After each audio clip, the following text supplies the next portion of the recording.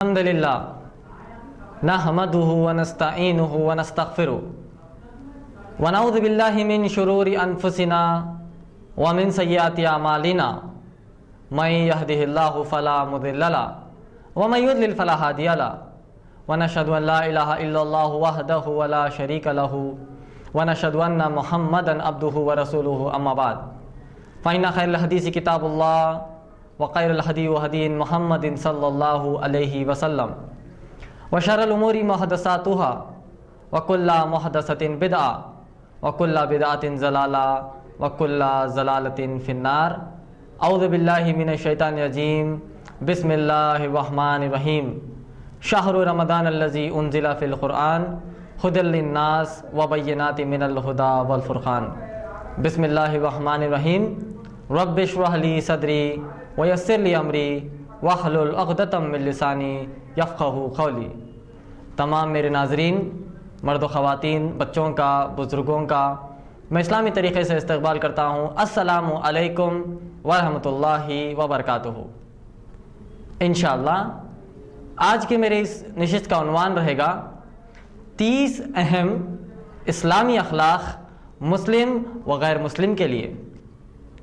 اس عنوان کو چننے کا مقصد یہ ہے، جیسا کہ میں نے اپنے بیان کی شروعات میں ایک آیت کی تلاوت کی ہے، سورہ بقرہ سورہ نمبر 2 کی آیت نمبر 185 185 میں اللہ سبحانہ تعالیٰ نے فرمایا شہر رمضان الذی انزل فی القرآن ھدی للناس وبینات من الھدی والفرقان، کہ ہم نے اس قرآن مجید کو ناس کے لیے، ھدی للناس کے لیے، نہ کہ صرف مسلمین کے لیے اللہ سبحانہ تعالیٰ نے کہا، اللہ نے کہا ھدی للناس، تاکہ اس قرآن مجید سے ساری انسانیت ہدایت پا سکے۔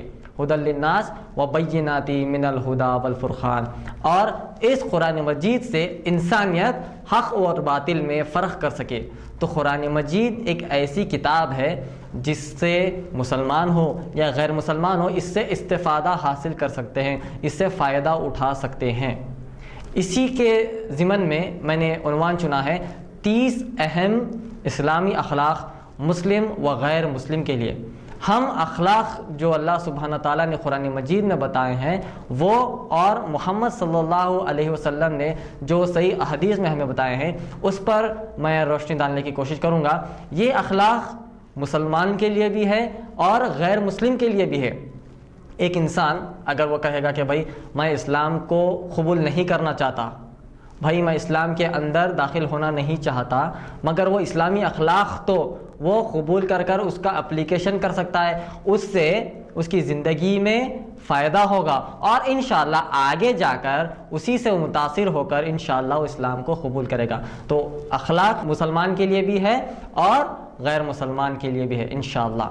سب سے پہلی ہم حدیث سے شروعات کرتے ہیں کہ اللہ کے نبی محمد صلی اللہ علیہ وسلم نے صحیح بخاری جلد نمبر 8 بک نمبر 73 اور اس کی حدیث نمبر 56 میں اللہ کے نبی محمد صلی اللہ علیہ وسلم نے فرمایا جو اپنے اخلاق میں سب سے بہتر ہوتے ہیں، اللہ کے نبی محمد صلی اللہ علیہ وسلم نے فرمایا کہ وہ سب سے بہترین لوگ ہیں۔ آج ہم مسلمان ہو یا غیر مسلمان ہو، یہ دونوں معاشرے میں ہم دیکھتے ہیں کہ وہ اپنے اخلاق کو، اپنے کیریکٹر کو صحیح طریقے سے دنیا کے سامنے پیش نہیں کر رہے ہیں۔ نتیجتاً ہم دیکھتے ہیں کہ دنیا میں فتنہ فساد اور ہم دیکھتے ہیں کہ امن غارت ہوتا نظر آ رہا ہے۔ تو اللہ کے نبی محمد صلی اللہ علیہ وسلم نے فرمایا اپنے اخلاق کو بہتر رکھو تاکہ تم سب سے اچھے شخص بن جاؤ، تاکہ تم سب سے اچھے انسان بن جاؤ۔ اگر ہم اپنے اخلاق صحیح رکھتے ہیں تو ہمارے گھر والے ہو یا دوست احباب ہو یا دنیا والے ہو، اس سے وہ سب لوگ آپ سے ڈر کر بھاگ جائیں گے، نہیں، آپ کے اخلاق کو دیکھ کر آپ سے قریب ہو جائیں گے۔ دیکھیے محمد صلی اللہ علیہ وسلم کے اخلاق بھی اتنے بہترین تھے کہ کفار مکہ محمد صلی اللہ علیہ وسلم کو الامین اور الصادق کہہ کر پکارتے تھے۔ وہ ان کا لقب اس طریقے سے دیے تھے، کیونکہ محمد صلی اللہ علیہ وسلم کے اخلاق بہترین اخلاق تھے۔ اور محمد صلی اللہ علیہ وسلم کے بارے میں اللہ سبحانہ تعالیٰ نے کیا کہا؟ اگر آپ پڑھیں گے سورہ احزاب سورہ نمبر 33 کی آیت نمبر 21 میں اللہ سبحانہ تعالیٰ نے محمد صلی اللہ علیہ وسلم کے بارے میں کہا لقد کان لکم فی رسول اللہ اسوۃ الحسنہ، کہ اے نبی محمد صلی اللہ علیہ وسلم آپ بہترین اگزامپل ہے، کس کے لیے؟ صرف مسلمان کے لیے نہیں، مسلم ہو یا غیر مسلم ہو، سب کے لیے محمد صلی اللہ علیہ وسلم بہترین اگزامپل ہے۔ اگر ہم محمد صلی اللہ علیہ وسلم کے اخلاق اور ان کی زندگی کا طریقہ اپنا کر اس دنیا میں فالو کریں گے تو ہم انشاءاللہ اس دنیا میں امن برپا کرنے والے لوگ بن جائیں گے انشاءاللہ۔ آگے ہم دیکھتے ہیں کہ محمد صلی اللہ علیہ وسلم نے سنن ابو داؤد والیوم نمبر 3 بک نمبر 41 حدیث نمبر 4925 اس حدیث میں محمد صلی اللہ علیہ وسلم نے فرمایا، جو کوئی شخص اپنے چھوٹوں کے ساتھ رحم نہیں کرتا اور بڑوں کے حقوق کا محاسبہ نہیں کرتا وہ ہم میں سے نہیں۔ دیکھیں محمد صلی اللہ علیہ وسلم نے کتنی بڑی بات کہی ہے۔ جو شخص چھوٹے بچے ہمارے گھر میں جو چھوٹے بھائی یا بہن ہوتے ہیں، جو کوئی بھی چھوٹے ہوتے ہیں، ان کے ساتھ رحم نہیں کرتا اور بڑے ہمارے سے عمر میں جو بڑے ہوتے ہیں ان کے حقوق کا محاسبہ نہیں کرتا وہ ہم میں سے نہیں۔ آج کل ہم دیکھتے ہیں کہ ہمارے گھر ہو یا پھر ہمارے اسکولز کالجز ہو یا جہاں کہیں ہم رہتے ہیں، ہم یہ دیکھتے ہیں کہ ہم ہمارے چھوٹے عمر کے چھوٹے لوگوں کو ہم دبانے کی کوشش کرتے ہیں، جتنا چاہے ہم ان کو بھائی ان کو دباتے رہو تاکہ وہ صحیح راستے پر رہے۔ ایسا نہیں ہوتا۔ دیکھیے کئی سارے لوگ یہ کہتے ہیں کہ بھائی چھوٹوں کو جہاں پر رکھنا ہے وہیں پر رکھنا، کا مطلب یہ نہیں کہ ان سے بے رحمی اختیار کرنا۔ آج کل ہم دیکھتے ہیں کہ اسکولز میں ہو یا کالجز میں ہو یا آفیسز میں ہو، ہم جو ہے آفس بوائے رکھتے ہیں، ہم اس پر زیادہ سے اس کی استطاعت سے زیادہ اس پر ہم کیا کرتے ہیں، ہم کام وغیرہ دے دیتے ہیں اور اس کو ڈرا کر دھمکا کر رکھتے ہیں۔ اس طریقے سے ہمیں نہیں کرنا چاہیے۔ چھوٹوں کا مطلب یہ نہیں صرف ہمارے رشتہ داروں کے اندر، چھوٹوں کا مطلب ہم یہ نہ لیں کہ بھائی ہمارے گھر کے چھوٹے بچے ہو، میرے بڑے بھائی کا چھوٹا بچہ ہو یا پھر میری چھوٹی بہن کا چھوٹا بچہ، ایسا نہیں۔ چھوٹوں سے مراد ہر وہ شخص ہے جو آپ سے عمر میں چھوٹا ہو، اور چاہے وہ مسلمان ہو یا غیر مسلمان ہو۔ جب ہم گھر کے اندر دیکھتے ہیں تو ہم چھوٹوں کے ساتھ حسن سلوک کرنے سے چوک جاتے ہیں۔ چھوٹے اگر ضد میں آ جائے یا پھر وہ زچ میں آ جائے یا پھر کوئی چیز سے وہ زبردستی کرنے لگے تو ہم ان پر بے رحمی اختیار کرتے ہیں، ہم ان سے بے رحم ہو جاتے ہیں۔ دیکھیے وقت با وقت ان کو ڈرانا دھمکانا اور 10 سال کی عمر تک پہنچنے اور نماز نہیں پڑھنے پر مارنا بھی ہے۔ اس کا مطلب یہ نہیں ہے کہ بالکل بے رحم ہو جائے۔ مارنے کا مطلب یہ نہیں ہے کہ ان کو لہو لوہان کر دے، ایسا نہیں ہو سکتا۔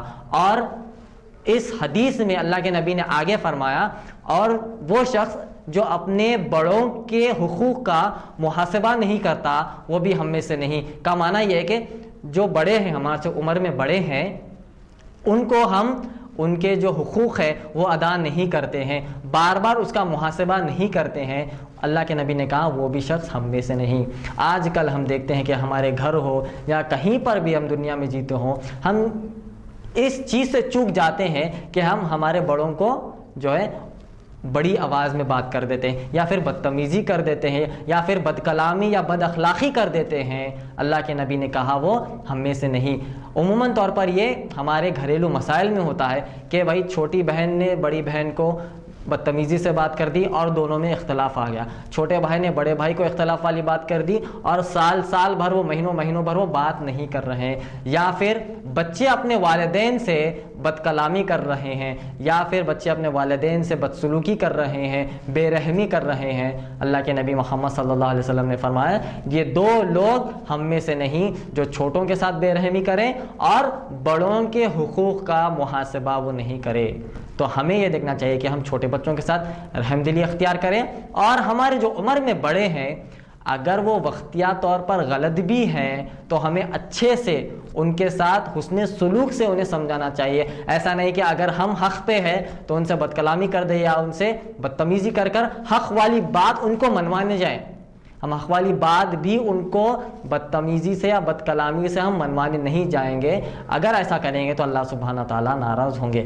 آگے اللہ کے نبی محمد صلی اللہ علیہ وسلم نے فرمایا، صحیح بخاری والیوم نمبر 8 بک نمبر 73 حدیث نمبر 135 میں اللہ کے نبی محمد صلی اللہ علیہ وسلم نے فرمایا، وہ شخص طاقتور نہیں جو اپنی طاقت سے دوسرے پر غلبہ پائے۔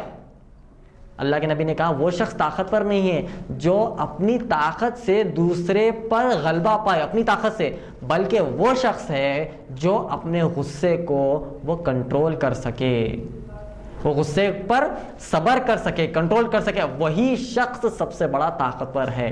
دیکھیے آج ہم نوجوانوں میں یہ لہر دوڑتی ہے کہ بھائی میں تو طاقتور ہوں، میں فلاں اتنے گھنٹے جم کرتا ہوں، میں فلاں چیزیں کھاتا ہوں، اپنی صحت کو اچھی طریقے سے مینٹین کرتا ہوں، اگر میں جو ہے ریسلنگ رنگ میں اتر گیا تو 10 کو ایک ساتھ پچھاڑ دوں گا، میرے میں اتنی طاقت ہے۔ اگر کوئی یہ شخص کہتا ہے تو اسے یہ جان لینا چاہیے کہ اللہ کے نبی نے کہا ایسا شخص طاقتور نہیں ہو سکتا، بلکہ کہ اگر غصے کے ٹائم پر اپنے غصے کو وہ کنٹرول کرتا ہے وہی شخص طاقتور ہے۔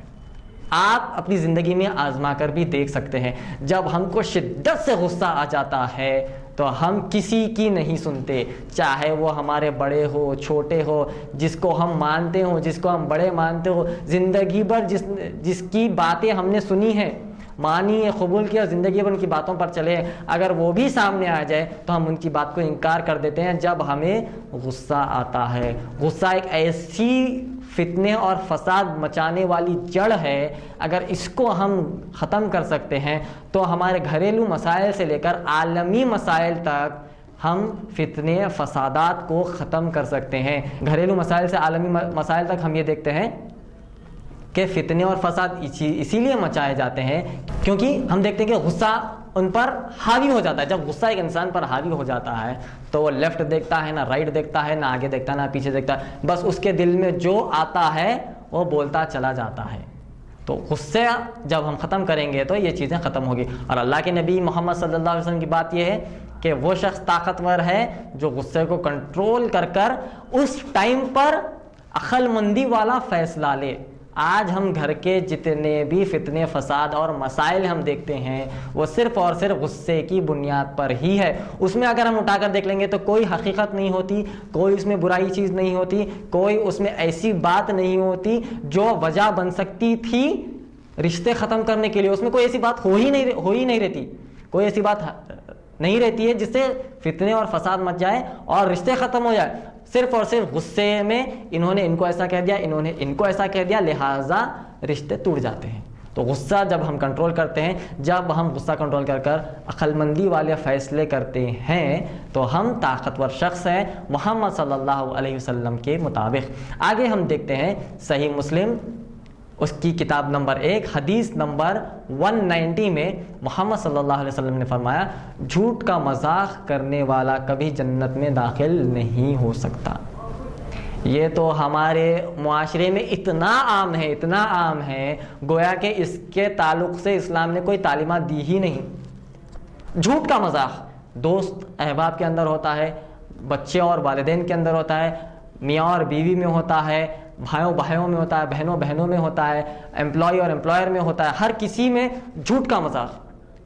بھائی فلاں ٹائم پر تم نے ایسا کہہ دیا تھا، تو ہم کہتے ہیں کہ بھائی نہیں میں نے جھوٹ سے مذاق کر دیا تھا۔ کوئی دوست ایک دوسرے کو جھوٹ کا مذاق کرتے ہیں اور بڑے بڑے لڑائیں ہو جاتے ہیں، آخری میں پتہ چلتا ہے کہ نہیں بھائی انہیں فلاں چیز اس نے جھوٹ جو اس نے کہا تھا وہ مذاق سے کہا تھا۔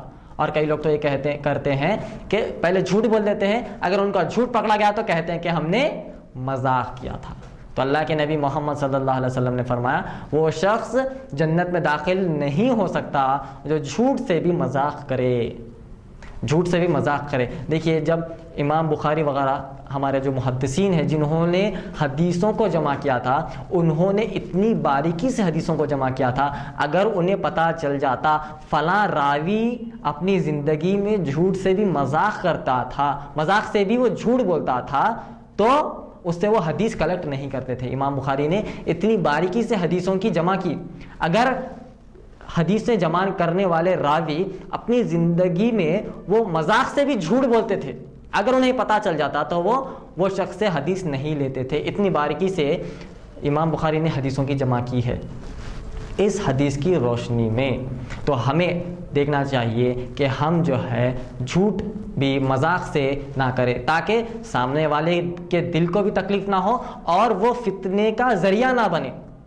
مذاق سے ہم نے جھوٹ کہہ دیا، بھائی میں سامنے والے کو بعد میں سمجھا لوں گا، سمجھانے سے پہلے اگر بڑا فتنہ مچ گیا تو دیکھتے ہیں کہ ہم فتنے فساد مچ جاتے ہیں یا پھر ہمارے رشتوں میں دراریں پڑ جاتی ہیں۔ تو مذاق سے بھی جھوٹ بولنے سے ہمیں چوکنا چاہیے۔ میں یہ تاکید ہمارے نوجوان بھائیوں سے بالکل کروں گا، کیونکہ ہم دیکھتے ہیں کہ یہ جھوٹ والا مذاق یا مذاق والا جھوٹ جو بھی ہوتا ہے وہ نوجوان بچوں میں، ہم عمر بچوں میں بہت زیادہ پایا جاتا ہے. پہلے جھوٹ بول دیتے ہیں، بعد میں کہتے ہیں کہ بھائی میں نے مذاق کیا تھا. تو اس طریقے سے ہمیں نہیں کرنا چاہیے، کیونکہ اللہ کے نبی کی حدیث ہے کہ وہ جنت میں داخل نہیں ہو سکتا. اگر کوئی کسی نے پہلے یہ کر چکا ہے تو اللہ سے توبہ کرے.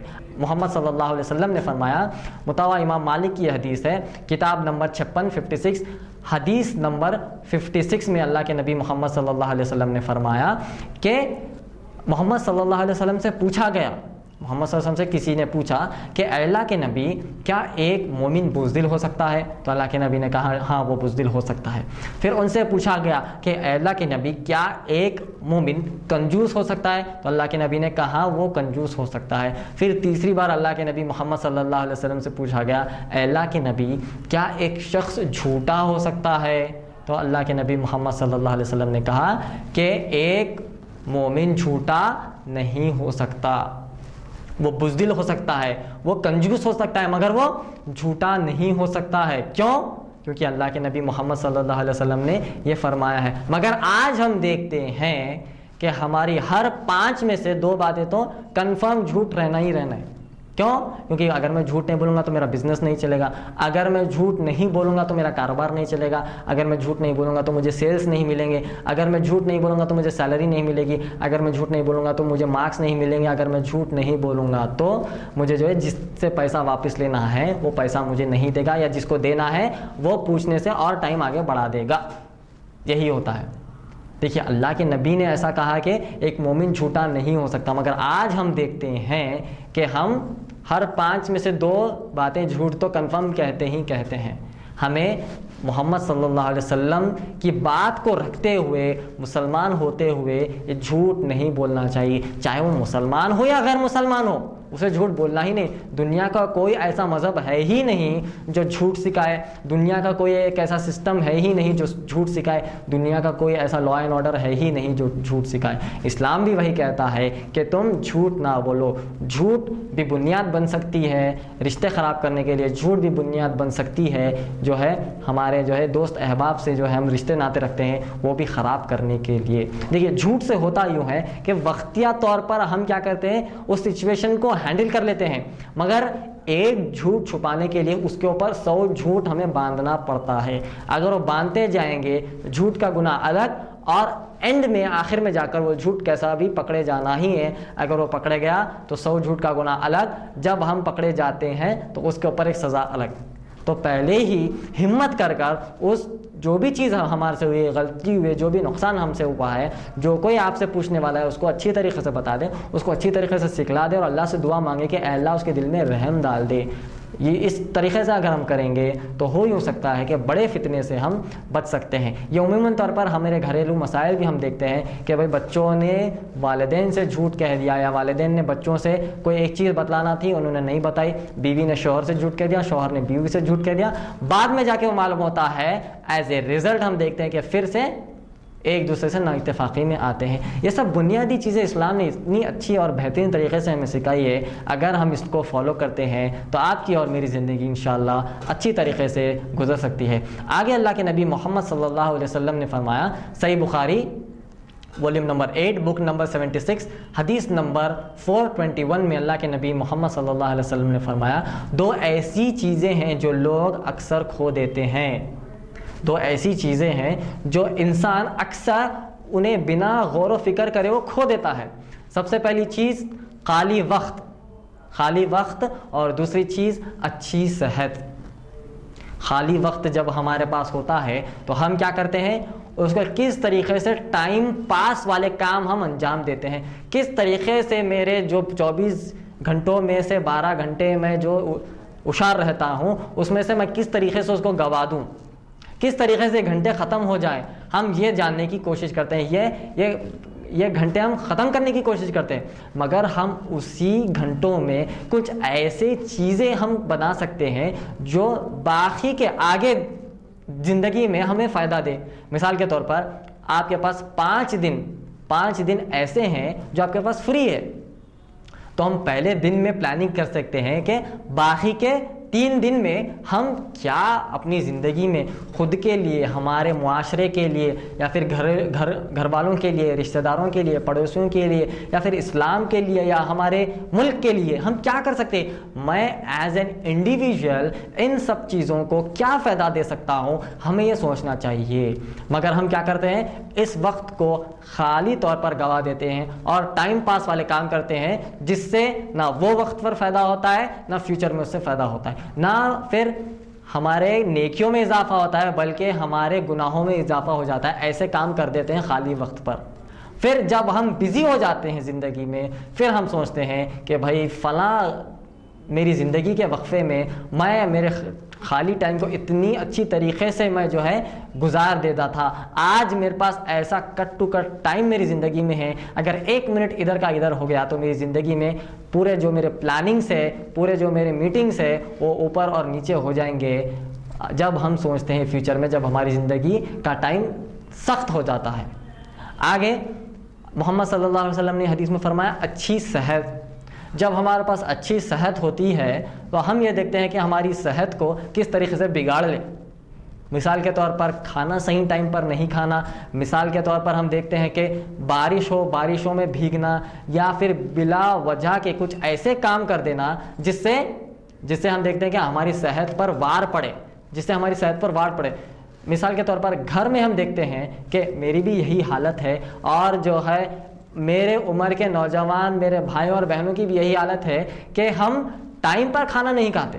ٹائم پر کھانا نہیں کھانے سے حالت اور جو ہے طبیعت خراب ہونے کے امکانات ہوتے ہیں، اور ہمیں ہماری نوجوانی زندگی میں ہمیں پتہ نہیں چلتا، مگر فیوچر میں ہمیں معلوم ہوتا ہے کہ بھائی فلاں میری زندگی میں کھانا اور پینا اور میری اس جسم کو جس طریقے سے غذا دینا چاہیے تھے وہ میں نے نہیں دیا، آج میں اس کی بھگتان بھگت رہا ہوں۔ میرے نوجوان بھائیوں سے بھی یہ کہنا چاہتا ہوں، جو ہم کھانا نہیں کھا کر ہمارے والدین کو جو پریشان کرتے وہ نہ کرے۔ دیکھیے اللہ کے نبی محمد صلی اللہ علیہ وسلم نے فرمایا کہ ماں ایک ایسی چیز ہے جس کے قدموں کے نیچے جنت ہے، اگر ہم اسی کے دل کو تکلیف دیں گے تو جو جنت والا پیر ہے اگر وہ نہیں اٹھے گا تو ہم پرابلم میں آ سکتے ہیں۔ تو بتانا یہی چاہ رہا ہوں کہ یہ نصیحت میرے لیے بھی ہے اور یہ نصیحت آپ کے لیے بھی ہے۔ کھانے کے تعلق سے اسی لیے میں بتا رہا ہوں کہ کھانا ہی ایک ایسی چیز ہے جو ہمارے جسم کو اچھی طریقے سے وہ گروتھ دے سکتا ہے۔ اگر ہم یہ نہیں کرتے ہیں تو گویا کہ ہم ہماری صحت خراب کر رہے ہیں۔ صحت خراب کرنے سے ہم دیکھیں گے آگے ہماری زندگی میں نہ کچھ ہم کام کر سکتے ہیں، نہ کچھ ہم پھر جو ہے خود کو، معاشرے کو یا پھر ہمارے ملک کو ہم کچھ فائدہ دے سکتے ہیں، نہ کہ پھر ہم ہمارے دین اسلام کی خدمت کر سکتے ہیں۔ ہم جو ہے اچھی اگر ہماری صحت رکھیں گے تو ہم خود کو اور اسلام کو، ہمارے معاشرے کو، ہر چیز کو ہم فائدہ دے سکتے ہیں۔ تو یہ جسم ہمارا نہیں، یہ جسم اللہ سبحانہ تعالیٰ کی ملکیت ہے، یہ جسم اللہ سبحانہ تعالیٰ کی پراپرٹی ہے۔ ایسا نہیں کہ جسم میرا ہے لہٰذا میں اپنے جسم کے ساتھ کچھ بھی کر لوں گا، ایسا نہیں ہے۔ یہ جسم اور یہ روح صرف اللہ سبحانہ تعالیٰ کی ہی ہے۔ تو اللہ سبحانہ تعالیٰ کی پراپرٹی جب اللہ نے ہمیں سونپی ہے تو ہمیں اسے اچھی سے اچھا اس کا خیال کرنا چاہیے۔ آگے ہم دیکھتے ہیں اللہ کے نبی محمد صلی اللہ علیہ وسلم نے فرمایا، صحیح مسلم کتاب نمبر 1 حدیث نمبر 74 میں اللہ کے نبی محمد صلی اللہ علیہ وسلم نے فرمایا، وہ شخص جنت میں جا نہیں سکتا جس کے اعمال سے اس کے پڑوسی محفوظ نہیں۔ دیکھیے اللہ کے نبی نے کہا ایک شخص ہے جو جنت میں جا ہی نہیں سکتا جس کی حرکت سے، جس کے اعمال سے اس کا پڑوسی محفوظ ہی نہیں ہے۔ پڑوسی کا معنی یہ نہیں ہے کہ گھر کے بازو گھر لگا ہو، پڑوسی کا معنی یہ بھی ہے کہ میرے بازو ایک شخص بیٹھا ہے، وہ بھی تو میرا پڑوسی ہے۔ اگر میں کچھ ایسے اعمال ادھر کر رہا ہوں جس سے وہ تکلیف میں آ رہا ہے تو وہ یہ حدیث مجھ پر لاگو ہو جائے گی۔ پڑوسی کا معنی صرف یہی نہیں ہے کہ دیوار سے دیوار اگر گھر لگا ہو تو ہی وہ میرا پڑوسی ہوگا، ایسا نہیں ہے۔ اگر میرے بازو کوئی بیٹھا ہو، میرے پیچھے کوئی بیٹھا ہو، میرے آگے کوئی بیٹھا ہو، میرے دائیں کوئی بیٹھا ہو، ہر کوئی جو میرے اطراف اور اکناف بیٹھا ہو وہ میرا پڑوسی ہے۔ اگر کچھ ہم ایسے اعمال کرتے ہیں، ایسی کچھ حرکت کرتے ہیں جس سے وہ پڑوسی تکلیف میں آتا ہے اور پریشانی کا سامنا کرنا اس کو پڑ رہا ہے، اور وہ ایسا ہے کہ وہ آپ کو پلٹا کر کچھ کہہ بھی نہیں سکتا، تو اللہ کے نبی نے کہا وہ شخص جنت میں جا نہیں سکتا۔ دیکھیے آج کل کے معاشرے میں ہم دیکھتے ہیں کہ کوئی گھر میں فنکشن ہو یا گھر میں کوئی تیوہار منایا جا رہا ہو, گھر میں کوئی کچھ ہم مناتے ہیں, کچھ اچھی چیز کرتے ہیں, تو ہم اتنے شور گل کرتے ہیں, اتنے جو ہے آوازیں کرتے ہیں کہ بازو والے کی نیند حرام ہو جاتی ہے, بازو والا پریشانی میں آ جاتا ہے اور وہ نیند میں سے اٹھ کر بیٹھ جاتا ہے, ایسی اس کی ہم نوبت لا لیتے ہیں. اس طریقے سے ہمیں نہیں کرنا چاہیے. پڑوسی کا معنی میرے جو بازو بیٹھا ہو, یا پھر میرے جو گھر کے بازو ہو, یا پھر میرے ایریے کے بازو ہو, یا پھر میرے معاشرے میں کے بازو ہو, یا پھر میرے ملک کے بازو ہو, ہر وہ شخص, ہر وہ چیز جو ہمارے اطراف اور اکناف ہے, تو ہمیں دیکھنا چاہیے انڈیویجول لیول سے ہمیں گلوبل لیول تک دیکھنا چاہیے کہ ہمارے جو بھی اطراف اور اکناف ہے وہ سب لوگ آپ سے امن میں رہے. ایک شخص میرے بازو ہے تو وہ یہ چاہے گا کہ بھائی فلاں بندہ میرے بازو ہی رہے, کیونکہ اگر یہ بازو رہے گا تو میں سکون سے رہوں گا. اس طریقے سے ہمارا امیج دنیا میں کریٹ کرنا چاہیے. کوئی غیر مسلمان بھائی کو بازو دیکھتا ہے تو وہ یہ سوچے کہ اگر مسلمان میرے بازو رہے گا تو یہ مجھے امن دے گا. اس طریقے سے ہمارا امیج ہم کو کریٹ کرتے ہوئے اس دنیا میں آنا ہے. آج دنیا کا امیج ایسا ہے کہ اگر کوئی مسلمان کو دیکھتا ہے تو وہ یہ سوچتا ہے کہ بھائی مسلمان یہ یہاں ہے کا مطلب یہ ہے اب تھوڑی دیر میں کچھ نہ کچھ فتنہ یا فساد مچنے والا ہے. اس طریقے سے میڈیا نے اسلام کے خلاف جو کام کر رہے ہیں, اور جو ہے میڈیا نگیٹو پبلسٹی جو کرتی ہے اسلام کی, آؤٹ آف کانٹیکسٹ جو باتیں قرآن مجید کی اور حدیث کی نکال کر بتاتی ہے, آج کا غیر مسلمان یہ سوچتا ہے کہ اگر میرے بازو ایک مسلمان بیٹھا ہوا ہے داڑھی والا یا ٹوپی والا تو وہ اب تھوڑی دیر میں کچھ نہ کچھ تو کرنے والا ہے. تو ہمیں اسلام کی تعلیمات اتنے عام کرنا چاہیے کہ غیر مسلمان اگر ہمارے بازو ہو تو یہ سوچے کہ بھئی مسلمان میرے بازو ہے کا مطلب یہ ہے کہ تھوڑی دیر میں اگر فتنہ مچا ہوا ہے تو تھوڑی دیر میں امن آئے گا. اس طریقے سے ہمیں دنیا میں مسلمانوں کا امیج کریٹ کرنا چاہیے. وہ تبھی ہو سکتا ہے جب ہم قرآن مجید کی تعلیمات اور محمد صلی اللہ علیہ وسلم کی امن والی تعلیمات, قرآن مجید کی امن والی تعلیمات دنیا کو بتائیں. آگے اللہ کے نبی محمد صلی اللہ علیہ وسلم نے فرمایا, صحیح بخاری جلد نمبر 1 کتاب نمبر 2 حدیث نمبر 32 میں محمد صلی اللہ علیہ وسلم نے فرمایا, منافق کی 3 نشانیاں ہیں. ہم کھلے عام دیکھتے ہیں کہ آج مسلمان معاشرے میں ہم دیکھتے ہیں کہ بنا کوئی وجہ, بنا کوئی ریزن, جس کو چاہے ہم منافق کافر کا فتویٰ دیتے ہیں. آج ہم مسلمان معاشرے میں یہ چیز عام دیکھ رہے ہیں کہ بھئی مجھے فلاں بندے کی چیز پسند نہیں ہے لہٰذا وہ کافر ہے, مجھے فلاں بندے کی فلاں چیز پسند نہیں ہے لہٰذا وہ منافق ہے. اس طریقے سے ہمیں ہول سیل میں فتوے دینا نہیں ہے. فتوے دینا اکابر علماء کا کام ہے. وہ پوری کیس کو ریڈ کرتے ہیں اور قرآن و صحیح حدیث کی روشنی میں فتویٰ دیتے ہیں. ہم اس کی ایک ہی چیز کو دیکھ لیں اور اس پر فتویٰ دے دیں تو وہ چیز ایسا ہو سکتی ہے کہ وہ ہماری بات آسمان پر جائے گی, واپس آئے گی, یا اس پر گرے گی یا آپ پر گرے گی. تو اس طریقے سے ہمیں نہیں کرنا چاہیے. 3 چیزیں منافق کی نشانیاں کیا ہیں اللہ کے نبی نے فرمایا. پہلی چیز اللہ کے نبی نے فرمایا, جب بھی بات کرے جھوٹ بولے. جب بھی وہ بات کرے گا, جیسے ہی وہ بات سٹارٹ کرتا ہے وہ بلا وجہ جھوٹ بولنا شروع کرتا ہے. اور دوسری چیز, قسم کھائے تو اسے توڑ دے. جب بھی وہ قسم کھاتا ہے وہ توڑنے کے لیے ہی قسم کھاتا ہے. تیسری چیز, امانت میں وہ خیانت کرتا ہے. جو کوئی بھی چیز اس پر امانت کے طور پر دی جاتی ہے وہ ہمیشہ اس میں خیانت کرتا ہے. غالباً 4 چیزیں منافق کو پہچاننے کی. چوتھی چیز یہ ہے کہ جب بھی لڑائی کرے گالی گلوچ کرے. اور افسوس کے ساتھ یہ کہنا پڑتا ہے کہ یہ 4 چیزیں ہمارے معاشرے میں عام ہیں. میں کسی کو انڈیویجول یا پرٹیکولر نہیں بتا رہا ہوں, میں صرف یہ جو نشانیاں ہیں, نشانیاں ہمارے معاشرے میں عام ہیں بتا رہا ہوں. میں نے ایسا نہیں کہا کہ فلاں شخص, فلاں دوست یا فلاں شخص کا نام لے کر میں کسی کو نہیں بتا رہا ہوں. میں صرف یہ کہہ رہا ہوں کہ ہمارے معاشرے میں 4 چیزیں عام ہیں, یہ آپ کو بھی پتا ہے. سب سے پہلی, جب بھی بات کرے جھوٹ بولے. آج ہم دنیا میں دیکھ لیں, دنیا سے پوچھ لیں, جب بھی ہم بزنس کرتے ہیں یا پھر ہم کوئی بھی جاب وغیرہ کرتے ہیں, غیر مسلمان سے پوچھ لیں کہ بھائی مسلمان کے ساتھ بزنس کرے تو وہ کیسا رہے گا, تو کہے گا کہ بھائی مسلمان تو بھائی جب بھی وہ بات کرتے ہیں وہ جھوٹ بولتے ہیں. میں ہر کسی کو نہیں کہہ رہا ہوں, ہر کوئی ایسا نہیں ہوتا جو اسلام کے تعلیمات سے دور ہے, اسلام اور قرآن مجید اور محمد صلی اللہ علیہ وسلم کے تعلیمات سے دور ہے, اور لا علم کی بنیاد پر ایک مسلمان ایسا کر سکتا ہے. ہر مسلمان ایسا ہے, میں ایسا نہیں کہہ رہا ہوں. کوئی شخص ایسا نہ کہہ دے کہ بھائی جو ہے مجھے کہہ رہا ہے, مجھے نہیں کہہ رہے ہیں, آپ کو نہیں کہہ رہا ہوں, جو کوئی اس میں ملوث ہے انہیں کہہ رہا ہوں. اگر کوئی شخص ایسا کرتے ہیں تو اس سے وہ دور ہو جائے, اس نیت سے میں کہہ رہا ہوں. تو سب سے پہلی چیز جب بھی بات کرے جھوٹ بولے، قسم کھائے تو قسم توڑ دے، امانت میں خیانت کرے، اور جب بھی وہ لڑائی کرتا ہے تو گالی گلوچ کرتا ہے۔ یہ 4 چیزیں ہیں، اگر یہ 4 چیزیں میرے اندر ہے تو مجھے انہیں دور کرنا چاہیے۔ اگر یہ 4 چیزیں آپ کے اندر ہے تو آپ انہیں جلد سے جلد دور کر دیں، کیونکہ اللہ کے نبی محمد صلی اللہ علیہ وسلم نے فرمایا کہ یہ 4 چیزیں منافق کی نشانیاں، یہ 4 چیزیں منافق کی نشانیاں ہیں۔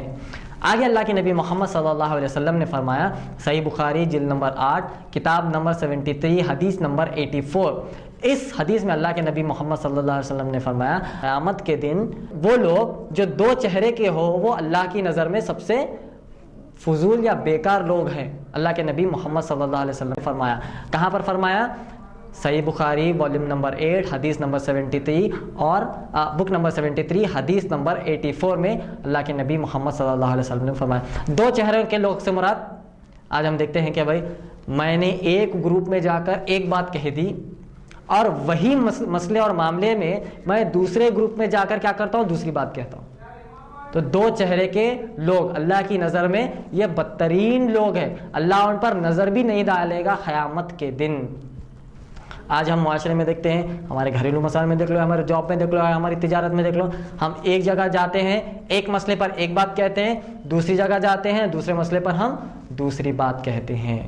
یہ عام ہے، یہ کامن ہے ہمارے معاشرے میں اور غیر مسلمان معاشرے میں بھی ہے۔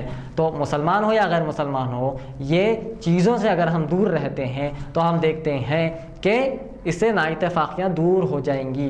اگر فلاں شخص کو، فلاں گروپ کو میں نے ایک بات کہہ دی اور دوسرے گروپ کو جا کر میں نے دوسری بات کہہ دی، تو ہوتا یوں ہے کہ یہاں کے گروپ والا ایک بندہ تو ادھر کا ہوتا ہے، یہاں کے گروپ والا ایک بندہ تو ادھر کا ہوتا ہے۔ اس نے جا کر اس کو بتا دیا کہ فلاں شخص نے یہاں پر ایک بات کہی، تمہارے گروپ میں آ کے تمہارے پاس ایک بات کہی، تو ہوتا یوں ہے کہ آپ بیچ میں آ کر پھنس جاتے ہیں۔ اس سے یہ ہوتا یوں ہے کہ لڑائی، فتنہ اور فساد مچتا ہے۔ اس سے ہمیں چوکنا چاہیے۔ آگے اللہ کے نبی محمد صلی اللہ علیہ وسلم نے فرمایا، صحیح بخاری کتاب نمبر 2 بک نمبر 24 حدیث نمبر 550 میں اللہ کے نبی محمد صلی اللہ علیہ وسلم نے فرمایا کہ کسی ایک شخص سے پیسہ مانگنا جو دے سکتا ہے یا نہیں، اس سے بہتر یہ ہے کہ ایک شخص رسی لے اور جنگل سے لکڑیوں کو توڑے اور اپنے پیٹھ پر باندھ کر وہ اس لکڑیوں کو بیچ کر وہ پیسہ حاصل کرے۔ کہ اگر ایک شخص کو پتا ہے کہ بھائی میں کسی سے جس سے پیسہ پوچھنے والا ہوں وہ مجھے دے سکتا ہے یا نہیں دے سکتا، اگر وہ ڈاؤٹ میں ہے تو اس سے بہتر ایک شخص کے لیے یہ ہے کہ وہ رسی لے، جنگل میں جائے، لکڑی توڑے اور اپنی پیٹھ پر ڈال کر اسے بیچ کر پیسہ کمائے۔ کا معنی یہ ہے کہ اللہ کے نبی محمد صلی اللہ علیہ وسلم نے مانگنے سے ایک شخص کو ابھارا نہیں، اتنی سخت کام کرنے سے مراد یہ ہے، اس سے بہتر یہ ہے کہ تم جا کر کچھ کام کر پیسہ حاصل کر لو اپنی زندگی میں، اس سے کہ تم جا کر دوسرے سے اس کے پیسہ مانگو۔ اللہ کے نبی محمد صلی اللہ علیہ وسلم نے اس طریقے سے تعلیمات دی ہے۔ صحیح بخاری والیوم نمبر 2 بک نمبر 24 حدیث نمبر 550۔ اور آگے ہم دیکھتے ہیں کہ اللہ کے نبی محمد صلی اللہ علیہ وسلم نے صحیح بخاری والیوم نمبر 8 کتاب نمبر 73 حدیث نمبر 90 میں فرمایا، اللہ کے نبی نے فرمایا کہ ایک دوسرے کے برائیوں کو نہ ڈھونڈو، جاسوسی نہ کرو، جلن حسد پیدا نہ کرو اور رشتے توڑا نہ کرو، ایک دوسرے سے نفرت نہ کیا کرو، اے اللہ کی عبادت کرنے والوں آپس میں بھائی بھائی بن کر رہو۔ دیکھیے اللہ کے نبی کی کتنی بہترین تعلیمات ہے جو اللہ کے نبی محمد صلی اللہ علیہ وسلم نے ساری انسانیت کو دی ہے۔ اللہ کے نبی کی تعلیمات صرف مسلمان کے لیے ہی نہیں بلکہ مسلمان ہو یا غیر مسلمان ہو سب کے لیے اللہ کے نبی کی یہ تعلیمات ہے۔ تو سوچیے آپ، اگر یہ تعلیمات، اگر یہ اخلاق جو اللہ کے نبی نے ہمیں سکھائے ہیں، اگر اس کا اپلیکیشن پوری دنیا میں ہوگا تو آج ہم دیکھتے ہیں کہ جو دنیا امن کی تلاش میں ہے، جو ہر ایک لا اینڈ آرڈر بنایا جا رہا ہے امن کو برپا کرنے کے لیے، لا اینڈ آرڈر تو 1400 سال پہلے ہی دنیا کو دیا گیا تھا۔ لا اینڈ آرڈر تو 1400 ایئرز اگو محمد صلی اللہ علیہ وسلم کے ہاتھ میں دیا گیا تھا۔ اے نبی، یہ تعلیمات کو لے جا کر آپ پوری دنیا تک پہنچا دیجئے۔ اس طریقے کے تعلیمات اللہ کے نبی کو اللہ سبحانہ تعالیٰ نے دی ہیں۔ اگر یہ تعلیمات اگر ہم فالو کرتے ہیں تو کیا دنیا میں امن برپا نہیں ہو سکتا؟ دیکھیے کتنی اچھی تعلیمات ہے۔ اللہ کے نبی نے کہا کہ ایک دوسرے کے برائیوں کو نہ ڈھونڈو، آج ہم دیکھتے ہیں کہ دوست احباب ہو یا گھر کے مسئلے مسائل ہو، ہم دیکھتے ہیں کہ ایک بھائی دوسرے بھائی کی برائی کو ڈھونڈتا ہے تاکہ وہ والدین سے اس کی شکایت کر دے، ایک دوست دوسرے کی برائی کو ڈھونڈتا ہے تاکہ اس کی برائی کو میں دوسروں کے سامنے لے جا کر اچھال دوں، ایک آفس میں ایک امپلائی دوسرے امپلائی کی برائی کو ڈھونڈتا ہے تاکہ وہ اس کی برائی لے کے باس کے سامنے کر دے، ایک بزنس مین دوسرے بزنس مین کی برائی کو ڈھونڈتا ہے تاکہ اس کی برائی جو ہے مارکیٹ میں پھیلا دے، لوگ اس کا پروڈکٹ نہ خریدے، اس طریقے سے ہوتا ہے۔ تو اللہ کے نبی نے کیا کہا؟ دوسرے کی برائی کو نہ ڈھونڈو، اگر تم دوسرے کی برائی ڈھونڈنے لگو گے تو اللہ سبحانہ و تعالیٰ تمہارے اوپر سے رحمت والی نظر ہٹا دے گا۔ اللہ کی جب نظر ہی ہٹ جائے گی تو سوچیے آپ ہماری زندگی میں کیا خوش و خرم ہم ہماری زندگی گزار سکتے ہیں۔ دوسری چیز اس حدیث میں اللہ کے نبی نے کیا کہا؟ جاسوسی نہ کرو، اسپائی ہم جسے کہتے ہیں، اسپائنگ، جاسوسی کیا؟ ایک دوسرے کی خفیہ باتیں معلوم کرنا۔ گھر میں فلاں شخص ہے تو اس کی جاسوسی باتیں ہم معلوم کریں اور وہ بات ہم لے آ کر مارکیٹ میں بتا دیں۔ ایک بزنس مین ایک ایسی اسٹریٹجی چل رہا ہے جس سے اس کا بزنس ہائپ پر آیا ہے، تو ہوتا یوں ہے کہ دوسرے بزنس مین اس کی جاسوسی کرانے ایک دوسروں کو بھیجاتے ہیں تاکہ اس کا فارمولا معلوم ہو جائے۔ ایک امپلائر یا ایک امپلائی ایک ایسی اسٹریٹجی پلے کرا ہے جس سے سیلز بڑھ رہا ہے تو اس کا ساتھی کیا کرتا ہے؟ اس کی جاسوسی کرتا ہے تاکہ اس کی جو ہے اسٹریٹجی اپنا لے اور اس کا سیلز ڈاؤن کر لے، اپنا سیلز بڑھا لے۔ یہ عموماً طور پر پریکٹیکل چیزیں ہوتی ہے جو میں آپ کو بتا رہا ہوں۔ گھر میں بھی ہم دیکھتے ہیں کہ ایک بھائی دوسرے بھائی کی جاسوسی، ایک بہن دوسرے بہن کی جاسوسی، یہ جاسوسی میں ہوتا یوں ہے کہ اگر سامنے والوں کو پتہ چل گیا کہ آپ اس کی جاسوسی کر رہے ہیں تو رشتے ٹوٹ سکتے ہیں، رشتوں میں درار ہو سکتی ہے، یہ ہمیں دیکھنا چاہیے۔ آپ دیکھیے اسلام ایک ایسا ریلیجن ہے جو ہر قسم کے تعلیمات دیتا ہے اور ایسی بنیادی چیزیں بتاتا ہے، اگر وہ بنیادی چیزیں ہم فالو کر لیں گے تو بڑے بڑے جو آج ہم دنیا میں جو ہے فسادات دیکھ رہے ہیں وہ کم ہو سکتے ہیں۔ اللہ کے نبی آگے فرماتے ہیں، صحیح بخاری جلد نمبر 6 حدیث نمبر 60 کتاب نمبر 60 حدیث نمبر 48 میں اللہ کے نبی محمد صلی اللہ علیہ وسلم نے فرمایا کہ اللہ کی نظر میں سب سے نفرت والا شخص وہ ہے جو بار بار لڑائی کرتا ہو۔ بار بار لڑائی کرنا، بار بار ہم جو ہے جھگڑوں میں پڑ جانا، بار بار جو ہے فتنوں میں پڑ جانا، بار بار ہم یہ دیکھتے ہیں کہ بھائی کس سے میں لڑائی کروں، آج ایسا دن نہیں گزرے گا جس سے میں لڑائی نہ کر لوں۔ آج کل یہ کس میں زیادہ تر پایا جاتا ہے؟ ہمارے نوجوان مسلمان بھائیوں کے اندر زیادہ طور پر دیکھتے ہیں کہ بھائی ایسا کوئی دن نہ گزرے جس سے میری لڑائی نہ ہو۔ بھائی اگر میری لڑائی نہیں ہے تو مجھے کھانا ہضم نہیں ہوتا۔ بھائی ایسے باتیں سننے کو ملتے ہیں، ہمیں ایسے باتیں سننے کو ملتے ہیں کہ بھائی آج اگر لڑائی نہیں ہوئی یا پھر میں کسی کو گالی نہ دے دوں یا کسی کو دھکا نہ مار دوں یا پھر کوئی ایسا سین نہ کریٹ کر دوں میرے دوست اور احباب کے اندر کہ میرا امیج تو ایسا جانا چاہیے کہ بھائی فلاں ہمارا دوست ہے جو ہر دن لڑتا ہے اور کہیں پر بڑی لڑائی ہو گئی تو مجھے بلاتے ہیں۔ اس طریقے سے امیج کریٹ کرنا نہیں ہے ہمیں خبر میں یا قیامت کے دن اس طریقے سے ہمیں لوگوں میں پہچان نہیں ہونی چاہیے کہ بھائی یہ دنیا میں ایسا شخص ہے جو ہر دن لڑتا تھا تو اس کی واہ واہ ہو جائے گی، ایسا نہیں ہے۔ اللہ کے نبی نے کہا کہ میری امت اس چیز سے پہچانی جائے گی جب وہ نماز پڑھنے سے پہلے جو وضو کرتے تھے تو اس وضو کی چمک سے پتہ چل جائے گا کہ یہ محمد صلی اللہ علیہ وسلم کی امت ہے۔ ایسا نہیں ہے کہ دن میں کوئی دن ایسا نہ گزرے جو لڑائی ہو۔ اور ہمارے گھر کے اندر بھی دیکھ لیجئے کوئی ایسا دن نہیں گزرتا جو لڑائی ہی نہ ہو۔ بھائی بھائی میں لڑائی، بہن بہن میں لڑائی، میاں بیوی میں لڑائی، بچوں میں اور والدین کے اندر بھی لڑائی۔ آج کل نئے نئے کیسز معلوم ہو رہے ہیں کہ بچے اپنے والدین سے لڑنا شروع کر رہے ہیں، ہمارے حقوق نہیں دیے کہہ کر۔ انہیں پتہ نہیں ہے کہ والدین ان کی زندگی کے حصے میں سے نکال کر وہ چیز سامنے اپنے بچوں کو فراہم کرتے ہیں، اپنی زندگی میں جو وہ چیزیں حاصل کرتے ہیں اس میں سے وہ کٹ شارٹ کر اپنے بچوں کی حقوق ادا کرنے کی کوشش کرتے ہیں، مگر بچے پلٹا کر یہ کہتے ہیں کہ والدین نے ہمارے حقوق پوری طریقے سے مکمل نہیں کیے، لہٰذا پلٹا کر وہ لڑنا شروع کر دیتے ہیں۔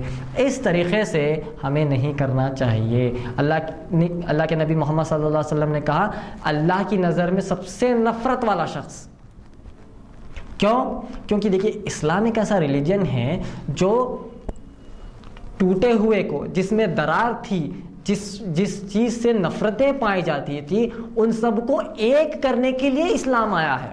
دیکھیے محمد صلی اللہ علیہ وسلم سے پہلے وہاں کی قوم ایسی تھی جو کسی کی فلاں چیز کسی کے محلے میں چلی گئی تو وہ صدیوں لڑتے تھے، ایک دوسرے سے اختلاف میں رہتے تھے، لڑائی جھگڑا کرتے تھے، فتنے فساد کرتے تھے۔ تو اللہ نے محمد صلی اللہ علیہ وسلم کو وہ جگہ پر بھیج کر بھائی چارہ کریٹ کیا، بھائی چارہ بنایا۔ جو ایک انسان ایک دوسرے سے نفرت میں تھے ان کو بھائی بنایا، یہ اسلام کا مقصد ہے۔ پھر ہم ہی اسلام کے اندر رہ کر ہر دن لڑائی کر رہے ہیں، تو اسلام میں داخل ہونے کا مقصد کیا ہے، یا پھر مسلمان ہونے کا مقصد کیا ہے؟ تو اللہ کی لعنت ہے، اور اللہ کی جو ہے رحمت والی نظر اس پر نہیں ہے، اور اللہ کے سامنے بدترین اور نفرت والا شخص ہے وہ ہے جو بار بار لڑائی کرے۔ اگر کوئی شخص اس طریقے سے اس کی عادت ہے یا مجبوری ہے تو اللہ کے لیے اللہ سے پناہ مانگے، اللہ سے دعائیں کرے، اور اپنے غصے پر کنٹرول کرے، اپنے غصے پر قابو کرے، اور وہ جو ہے ایک اچھا امن دنیا کو دینے والا مسلمان یا پھر غیر مسلمان بن جائے۔ میں جتنے بھی یہ اخلاق بتا رہا ہوں محمد صلی اللہ علیہ وسلم کے لیے، یہ مسلمان کے لیے بھی ہے اور غیر مسلمان کے لیے بھی ہے۔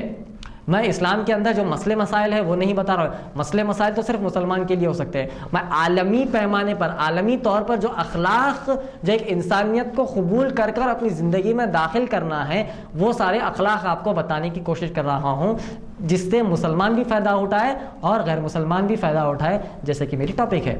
آگے اللہ کے نبی محمد صلی اللہ علیہ وسلم نے فرمایا، صحیح مسلم کتاب نمبر 1 حدیث نمبر 155 155 میں اللہ کے نبی محمد صلی اللہ علیہ وسلم نے فرمایا، سب سے اچھا وہ ہے نماز وقت پر ادا کرے، سب سے اچھا شخص وہ ہے جو شخص نماز وقت پر ادا کرے اور اپنے والدین کے ساتھ حسن سلوک کرے۔ اللہ کے نبی نے کیا کہا؟ سب سے اچھا شخص اور بہترین شخص وہ ہے جو نماز وقت پر ادا کرے اور اپنے والدین کے ساتھ حسن سلوک کرے۔ دیکھیے ہم نماز اچھی پڑھتے ہیں، وقت پر پڑھتے ہیں، اور والدین کے ساتھ حسن سلوک نہیں کرتے کا معنی یہ ہوا کہ ہم حدیث کا ایک ہی حصہ فالو کر رہے ہیں، یا پھر ہم صرف والدین سے حسن سلوک رکھیں، یا پھر ہم نمازیں ادا ہی نہیں کریں یا ٹائم پر ہی نہیں پڑھیں، تو حدیث کا آدھا حصہ ہوا۔ حدیث کا حصہ یہ ہے کہ نماز بھی ہمیں ٹائم پر، وقت جیسا ہوتا ہے وہی وقت پر ہمیں نماز پڑھنی چاہیے جو اللہ کے نبی محمد صلی اللہ علیہ وسلم نے وقت مقرر کیا ہے، اور دوسری طرف والدین کے ساتھ بھی حسن سلوک کرنا چاہیے۔ میں اس کے بارے میں زیادہ ایکسپلینیشن یا زیادہ ڈیٹیل نہیں دوں گا، کیونکہ میں نے پچھلے بہت سارے ایپیسوڈز میں یا پھر میرے رمضان کے ایپیسوڈز میں بھی میں نے کئی دفعہ ماں باپ کے یا ہمارے والدین کے حقوق کے بارے میں بتایا ہے۔ چند باتیں میں بتا کر آگے بڑھ جاتا ہوں۔ دیکھیے ماں باپ کے بارے میں، والدین کے بارے میں یہ آتا ہے کہ ہمیں اسلامی تعلیمات یہ ملتی ہے کہ ماں ایسی ہے جس کے قدموں کے نیچے جنت ہے۔ یہ سب ہم جانتے ہیں، آپ اور میں جانتے ہیں، ماں کے قدموں کے نیچے جنت ہے، اور اس جنت کا دروازہ ہمارے والد ہے۔ جب ہم ہمارے والدین کے ساتھ حسن سلوک نہیں کرتے اور دنیا کے باقی سارے کام کرتے ہیں، ہم جو ہے نمازیں ادا کرتے ہیں، زکوٰۃ دیتے ہیں، فطرہ دیتے ہیں، ہم جو ہے خیرات کرتے ہیں، دوست احباب کے ساتھ اچھے سلوک کرتے ہیں، رشتہ داروں کے ساتھ اچھے سلوک کرتے ہیں، پڑوسی کے ساتھ اچھے سلوک کرتے ہیں، ہم جو حلال کمائی کرتے ہیں، ہر چیز ہم نے کر لی، مگر صرف یہ نہیں کیے کہ ہمارے والدین کے ساتھ ہم نے حسن سلوک نہیں کیا۔ اللہ کے نبی نے کیا کہا؟ جنت جو ہے ماں کے قدموں کے نیچے ہے۔ یہ جو بھی کام ہم کر رہے ہیں کس کو حاصل کرنے کے لیے کر رہے ہیں؟ جنت حاصل کرنے کے لیے۔ ہمارا الٹیمیٹ ایم اینڈ آبجیکٹو یہی ہے کہ ہم جنت حاصل کریں، ہے کہ نہیں؟ یہی ہے انشاءاللہ۔ جب ہم یہ سب کام کرتے ہیں اور والدین کو ہم جو ہے اس نے سلوک نہیں کرتے، تو گویا کہ جس چیز کو پانے کے لیے ہم یہ سب کام کر رہے ہیں، اس چیز کو پہنچنے کا جو ذریعہ ہے اسی کا ہم دل دکھا رہے ہیں۔ ہمارے جو والدین ہیں ان کا ہم دل دکھا دیں گے، ہماری جو والدہ ہے ان کا ہم دل دکھا دیں گے۔ جو جتنے بھی کام ہیں وہ جنت میں انٹر ہونے کے لیے، اگر ہماری والدہ ہی ہمارے سے خوش نہیں ہے، جب وہ ہم اپنا قدم ہی نہیں اٹھائے گی تو جنت میں اندر کیسے جائیں گے؟ جب وہ اپنا قدم ہی نہیں اٹھائے گی، جنت کہاں ہے؟ ماں کے قدموں کے نیچے۔ اگر ہماری والدہ ہمارے سے راضی ہے تو وہ قدم اٹھائے گی، جب قدم اٹھائے گی تو ہمیں جنت دکھے گی اور اس کے اندر جائیں گے ہم۔ یہ ہو گیا والدہ کا۔ جب والدہ نے قدم اٹھایا تو جنت میں انٹر بھی تو ہونا ہے، اس کا دروازہ تو کھلا ہے. جب والدہ ہمارے سے خوش ہے، ہمارے والد خوش نہیں ہے، تو کیا دروازہ کھلے گا؟ نہیں کھلے گا. کا معنی یہ ہے جتنے بھی ہم دنیا کے کام کر رہے ہیں از ایکول ٹو ہمیں والدین کے ساتھ سیم حسن سلوک کرنا چاہیے. یہ پورے کام ایک طرف اور ہمارے والدین کو کا حسن سلوک ایک طرف، ایک پلڑے میں. دنیا کے سارے اچھے کام ایک پلڑے میں اور والدین کا حسن سلوک ایک پلڑے میں. یہ جو ہم سارے کام کرتے ہیں اس کا رزلٹ ہمیں دیکھنا ہے تو والدین کے ساتھ حسن سلوک کرنا ہے. اگر ہمارے جو ہے والدہ خوش ہوتی ہے اور وہ پیر اٹھاتی ہے تو ہمیں جنت دکھتی ہے اور ہم آگے بڑھتے ہیں. آگے بڑھتے تو جنت میں جو ہے دیوار کے ذریعے تو نہیں جا سکتے، ہمیں جنت میں دروازے کے ذریعے تو جانا ہے. اگر ہمارے والد ہمارے سے خوش ہے جب جنت کا دروازہ کھلے گا اور ہم اندر جا سکتے ہیں. کا معنی یہ ہے کہ جب ہم یہ سارے اچھے کام کرتے ہیں تو اس کا فائنل رزلٹ ہونے کے لیے ہمارے والدین ہمارے سے خوش ہونا بہت زیادہ اسلام میں ضروری ہے، اس کا رزلٹ پانے کے لیے انشاءاللہ. تو یہ مختصر سا تھا. اس کے لیے میں نے بہت سارے ڈیٹیل میں میرے رمضان کے بیانات میں اور میں نے اس کے بعد جتنے بھی بیانات دیا اس میں نے ڈیٹیل میں بتایا ہوں انشاءاللہ. یہ اس کا مختصر سا ایک چھوٹی سی بات میں نے رکھی ہے آپ کے سامنے. آگے بڑھتا ہوں. آگے اللہ کے نبی محمد صلی اللہ علیہ وسلم نے سنن ابو داؤد بک نمبر 41 حدیث نمبر 4799 میں اللہ کے نبی محمد صلی اللہ علیہ وسلم نے کہا جو مظلوم ہے اس کی مدد کرو اور راستہ بھٹکنے والے کو صحیح راستہ دکھاؤ. جو مظلوم ہے اسے ہمیں کیا کرنا چاہیے؟ اس کی مدد کرنی چاہیے. ایک انسان مظلوم ہے ہمارے معاشرے میں یا پھر ہمارے گھر میں یا ہمارے رشتہ دار میں یا پھر ہمارا وہ پڑوسی ہو، چاہے جو کوئی بھی ہو، ہمیں دیکھنا چاہیے کہ ایک انسان کیا وہ مظلوم ہے، کیا وہ ظلم کا شکار ہے یا کسی نے اس کے اوپر زیادہ ظلم کیا ہے. اگر ایسا ہے تو ہمیں اس کی مدد کرنے کے لیے پہلے پہنچ جانا چاہیے. ایز اے مسلمان ہونے کے ناطے پہنچ جانا چاہیے. یہی تو تعلیمات محمد صلی اللہ علیہ وسلم کی تھی، یہی تو تعلیمات صحابہ اکرام کی تھی جو صحابہ اکرام نے محمد صلی اللہ علیہ وسلم کو فالو کیا ہے. تو وہی فالو کرتے کرتے ہمیں بھی کیا کرنا چاہیے کہ ایک شخص معاشرے کا ظلم سہ رہا ہے یا ایک شخص جو ہے اپنے جو ہے کوئی بھی چیز کا وہ ظلم سہ رہا ہے تو ہمیں دیکھنا چاہیے کہ ہم اس کی مدد کرنی چاہیے. دوسری چیز، ایک انسان راستہ بھٹک گیا ہے تو اسے ہمیں صحیح راستہ دکھانا ہے. آج کل ہم دیکھتے ہیں کہ بھائی فلاں ایک راستہ بتا دو تو جگہ وہیں پر ہوتی ہے، ہم لیفٹ رائٹ 4 بار بولتے ہیں، وہ جگہ پر وہاں پر اس کو واپس لے آ کر وہیں پر راستے پر لا لیتے ہیں. عام طور پر یہ ہمارے معاشرے میں ہوتا ہے کہ فلاں کوئی ایک شخص ہے جس کو راستہ نہیں معلوم ہے، اگر وہ راستہ پوچھ دے تو بازو ہی ہوتا ہے، اس کے نظر کے بازو ہی ہوتا ہے اور اس کو کہیں کہیں بھجا دیتے. اس طریقے سے ہمیں نہیں کرنا چاہیے. یہ ہم دھوکہ دے رہے ہیں. اگر وہ غیر مسلمان ہوا تو وہ یہ سوچے گا کہ اگر میں فلاں انسان سے، فلاں شخص سے جو مسلمان ہے اس سے میں نے ایک دفعہ راستہ پوچھ دیا تھا تو اس نے مجھے غلط راستے پر پہنچا دیا، ایسا شخص کیا میری نجات کے لیے صحیح راستہ بتا سکتا ہے؟ وہ اس طریقے سے وہ سوچ لے گا. اس طریقے سے وہ ہمارے بارے میں، مسلمان کے بارے میں یہی سوچے گا. وہ آخر میں یہی سوچے گا کہ شاید ان کے نبی محمد صلی اللہ علیہ وسلم نے انہیں ایسا کہا ہے کہ غیر مسلمان جب راستہ پوچھو تو انہیں غلط راستہ دکھا دو. اس طریقے سے محمد صلی اللہ علیہ وسلم نے انہیں کہا ہوگا. اس طریقے سے وہ سوچ لے گا. جب کوئی راستہ پوچھے تو صحیح راستہ دکھا دو. اور اگر معاشرے میں، گھر میں یا پھر رشتہ دار میں، پڑوسی میں، دوست احباب میں اگر کوئی مظلوم ہے یا پھر جو ہے ظلم کا شکار ہو چکا ہے، اسے ہمیں کیا کرنا چاہیے؟ صحیح راستہ اسے بتانا چاہیے اور اسے جو ہے اسے مدد کرنی چاہیے. آگے اللہ کے نبی محمد صلی اللہ علیہ وسلم نے فرمایا، صحیح بخاری والیوم نمبر 2 بک نمبر 24 حدیث نمبر 508 میں اللہ کے نبی محمد صلی اللہ علیہ وسلم نے فرمایا کہ نچلے ہاتھ سے بہتر اوپر والا ہاتھ ہے. نیچے ہاتھ سے بہتر اوپر والا ہاتھ ہے، یعنی دینے والا ہاتھ لینے والے ہاتھ سے بہتر ہے. دینے والا ہاتھ لینے والے ہاتھ سے بہتر ہے. اور ایک شخص ان کو پہلے دے جو اس پر دار و مدار رکھتے ہیں. اس کا مطلب یہ ہوا، حدیث کا مطلب یہ ہوا کہ دینے والا، مثال کے طور پر خیرات کرنا، فطرہ دینا، زکوٰۃ دینا، یہ ہاتھ بہتر ہے اس ہاتھ سے جو لیتا ہو، بار بار جو زکوٰۃ لیتا ہو، فطرہ لیتا ہو یا خیرات لیتا ہو، یہ ہاتھ سے بہتر، یہ ہاتھ بہتر ہے. اللہ کے نبی محمد صلی اللہ علیہ وسلم نے فرمایا.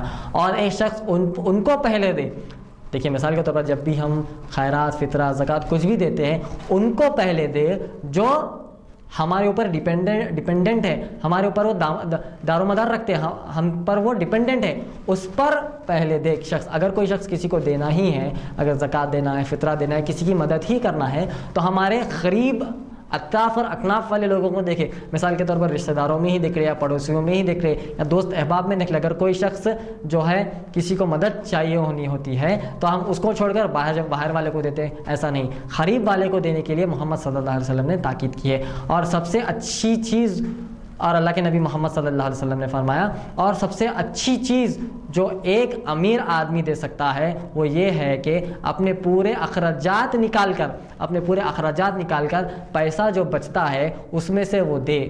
سب سے اچھی چیز اللہ کے نبی نے یہ کہا کہ ایک امیر آدمی ہے، وہ پورے اخراجات اپنے نکال دیتا ہے، مہینے بھر کے اخراجات نکال دیتا ہے، اور باقی کے جو پیسے بچتے ہیں ان میں سے وہ لوگوں کو بانٹتا ہے، ان میں سے وہ لوگوں کو دیتا ہے، اور جو کوئی مدد کے مستحق ہے انہیں وہ دیتا ہے۔ اللہ کے نبی نے کہا کہ اچھی بات یہ ہے۔ آگے اللہ کے نبی نے کہا اور جو کوئی کسی سے مانگنے سے بچتا ہے، اللہ اس کو دیتا ہے اور اس کو قابل بناتا ہے کہ وہ کسی سے نہ مانگے۔ اگر ایک شخص ہے وہ بار بار مانگتا ہے، جب بھی وہ پریشانی ہے تو لوگوں سے مانگنا شروع کرتا ہے، جب بھی وہ پریشانی ہو وہ کسی نہ کسی سے جو ہے سامنے ہاتھ پھیلا دیتا ہے، تو اللہ کے نبی نے کہا کہ وہ مانگنے سے بچے اور اللہ سے دعا کرے کہ اے اللہ مجھے بار بار مانگنے والا نہ بنا۔ تو اللہ کے نبی محمد صلی اللہ علیہ وسلم نے کہا کہ انشاءاللہ اللہ سبحانہ تعالیٰ اس کی دعا قبول کرے گا اور اسے مانگنے سے بچائے گا۔ یہ حدیث کہاں ہمیں ملتی ہے؟ صحیح بخاری والیوم نمبر 2 بک نمبر 24 حدیث نمبر 508 میں یہ پوری بڑی حدیث ہمیں پائی جاتی ہے۔ تو ہمیں یہ دیکھنا چاہیے، یہ ہمیں اسلامی اخلاق ہمیں جو ہے حاصل کرنا چاہیے کہ بار بار مانگنے والوں سے ہمیں بار بار دینے والا بننا چاہیے۔ مسلمان ہو یا غیر مسلمان کے اندر جب بھی ہم بار بار لوگوں کو دیتے ہیں تو انشاءاللہ معاشرے میں جو معاشی حالت ہے وہ انشاءاللہ بڑھ سکتی ہے۔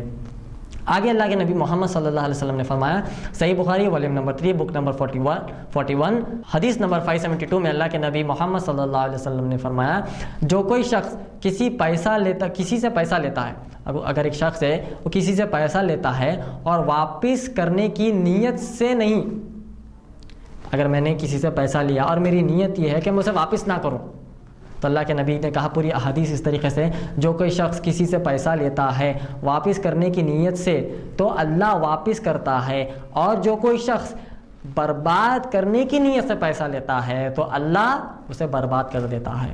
اگر میں نے کسی سے پیسہ لیا، اگر میری یہ نیت ہے کہ بھائی مجھے اسے واپس نہیں کرنا ہے اور میں لیتا جا رہا ہوں، تو اللہ نے کہا کہ ایسے شخص کو اللہ سبحانہ تعالیٰ برباد کر دیں گے۔ اگر میری نیت یہ ہے کہ بھائی میں نے کسی سے ادھار لیا ہے، اور میری نیت یہ ہے کہ مجھے اسے واپس کرنا ہی کرنا ہے، تو اللہ نے کہا کہ اللہ اسے واپس کرے گا کا معنی یہ ہے کہ اللہ تمہیں ایسا مستحق بنا دے گا کہ جلد سے جلد تم اس چیز کو واپس کر دو، جلد سے جلد اس قرضے کو واپس کر دو۔ اللہ سبحانہ تعالیٰ کا یہ وعدہ ہے۔ تو یہ اخلاق، اسلامی اخلاق ہمیں حاصل کرنا چاہیے۔ آج کل معاشرے میں ہم دیکھتے ہیں کہ بھئی پیسہ قرضے پہ تو لینا ہے، دینے کا اللہ مالک ہے، اور محنت بھی نہیں کرتے، محنت تو دور کی بات، دعا بھی نہیں کرتے۔ ہمیں دعا کرنا ہے، محنت کرنا ہے کہ اے اللہ جو میں نے قرضہ لیا ہے یہ مجھ پر بوجھ ہے۔ ایک صحابی کا انتقال ہو گیا تھا اور اللہ کے نبی نے اس صحابی کی نماز جنازہ پڑھانے سے وہ ہٹ گئے، تو دوسرے صحابی نے کہا کہ اے اللہ میں اس کا جو قرضہ ہے وہ ادا کر دوں گا۔ جب اللہ کے نبی نے جا کر اس صحابی کی نماز جنازہ پڑھائی تو سوچئے قرضہ کتنی بڑی چیز ہے۔ اگر ہم قرضہ رکھ کر مر جاتے ہیں تو وہ شخص کا بوجھ ہمارے کندھوں پر ہوگا، اس کا احسان ہمارے اوپر ہوگا جو شخص نے ہمیں پیسہ دیا تھا۔ تو ہمیں یہ جاننا چاہیے کہ جب بھی ہم پیسہ لیں ہماری نیت یہ ہو کہ ہم جلد سے جلد وہ پیسہ واپس کر دیں۔ میری زندگی میں بہت بڑی مصیبت آ گئی تھی، میری زندگی میں بہت بڑی آزمائش آ گئی تھی، لہٰذا میں نے کسی سے پیسہ لیا کا معنی ہے کہ جلد سے جلد میں اسے پیسہ ادا کر دوں۔ یہ اسلامی اخلاق ہے مسلم و غیر مسلم کے لیے۔ جب ہم یہ رولز اینڈ ریگولیشنز اور اسلامی اخلاق فالو کرتے ہیں تو ہم دیکھتے ہیں کہ انشاءاللہ ہمارے خود کے اندر امن آتا ہے اور اسی سے پورے معاشرے میں امن آتا ہے۔ آگے اللہ کے نبی محمد صلی اللہ علیہ وسلم نے فرمایا، سنن ابو داؤد والیوم نمبر 41 حدیث نمبر 4815 میں اللہ کے نبی محمد صلی اللہ علیہ وسلم نے کہا ایک انسان اپنے دوست کا دین، ایک انسان جو ہے اپنے دوست کا دین کو وہ فالو کرتا ہے، تو گویا کہ جو کوئی بھی اپنے دوست و احباب بناتے ہو، جو کوئی اپنے دوست و احباب بناتے ہیں وہ دیکھ سمجھ کر بنائیں۔ مثال کے طور پر ہم دیکھتے ہیں نا کہ بھائی ایک دیندار شخص تھا، ایک دیندار ایک انسان تھا، دیندار ایک خاتون تھی، دیندار ایک آدمی تھا، اس نے کیا کیا، ایک ایسے دوست کو اپنا دوست بنا لیا جو دین سے دوری اختیار کرتا ہے، اور وہ اس کا گہرا دوست بن گیا۔ نتیجے میں ہم آگے جا کر دیکھتے ہیں کہ اگر اس کا دین کا جو فالو کرنے کا جذبہ ہے اگر وہ کمزور ہے دل کے اندر سے، تو اپنا دین اس پر وہ غالب نہیں کرتا، مگر اس کی بددینی اپنے آپ پر غالب ہو جاتی ہے۔ ہمیں یہ دیکھنا چاہیے کہ جب ہم دوست اور احباب بناتے ہیں تو دیندار دوست اور احباب بنائیں، جس سے ہمارے دین کے اندر، ہمارے جذبے کے اندر، ہمارے جو دین کو فالو کرنے کا جو ہماری تڑپ ہے اس میں ہم بڑھوتی دیکھیں، اس میں ہم جو دیکھیں کہ بھائی وہ بڑھ رہا ہے۔ ایسا نہیں کہ میں نے ایک بد دین کو اپنی زندگی میں ایک دوست بنا لیا اور میری جو دینداری تھی وہ چھوٹتی جا رہی ہے، میری سنت چھوٹتی جا رہی ہے، میری نمازیں چھوٹتی جا رہی ہے، میرا حسن سلوک چھوٹتے جا رہا ہے، اور وہ جو بد کلامی کرتا ہے اس کی بد کلامی میرے زبان پر چڑھ گئی ہے۔ اس طریقے سے نہیں کرنا چاہیے۔ ہمیں یہ دیکھنا چاہیے اگر ہم کسی کو ایسا دوست بناتے ہیں جو دیندار نہیں ہے تو ہمیں ہمارے دین کے اوپر اتنا اسٹرانگ ہونا ہے کہ ہمارا دین اس کے اوپر ہم غالب کرے، ایسا نہیں کہ اس کی بددینی ہمارے دین کے اوپر غالب ہو جائے۔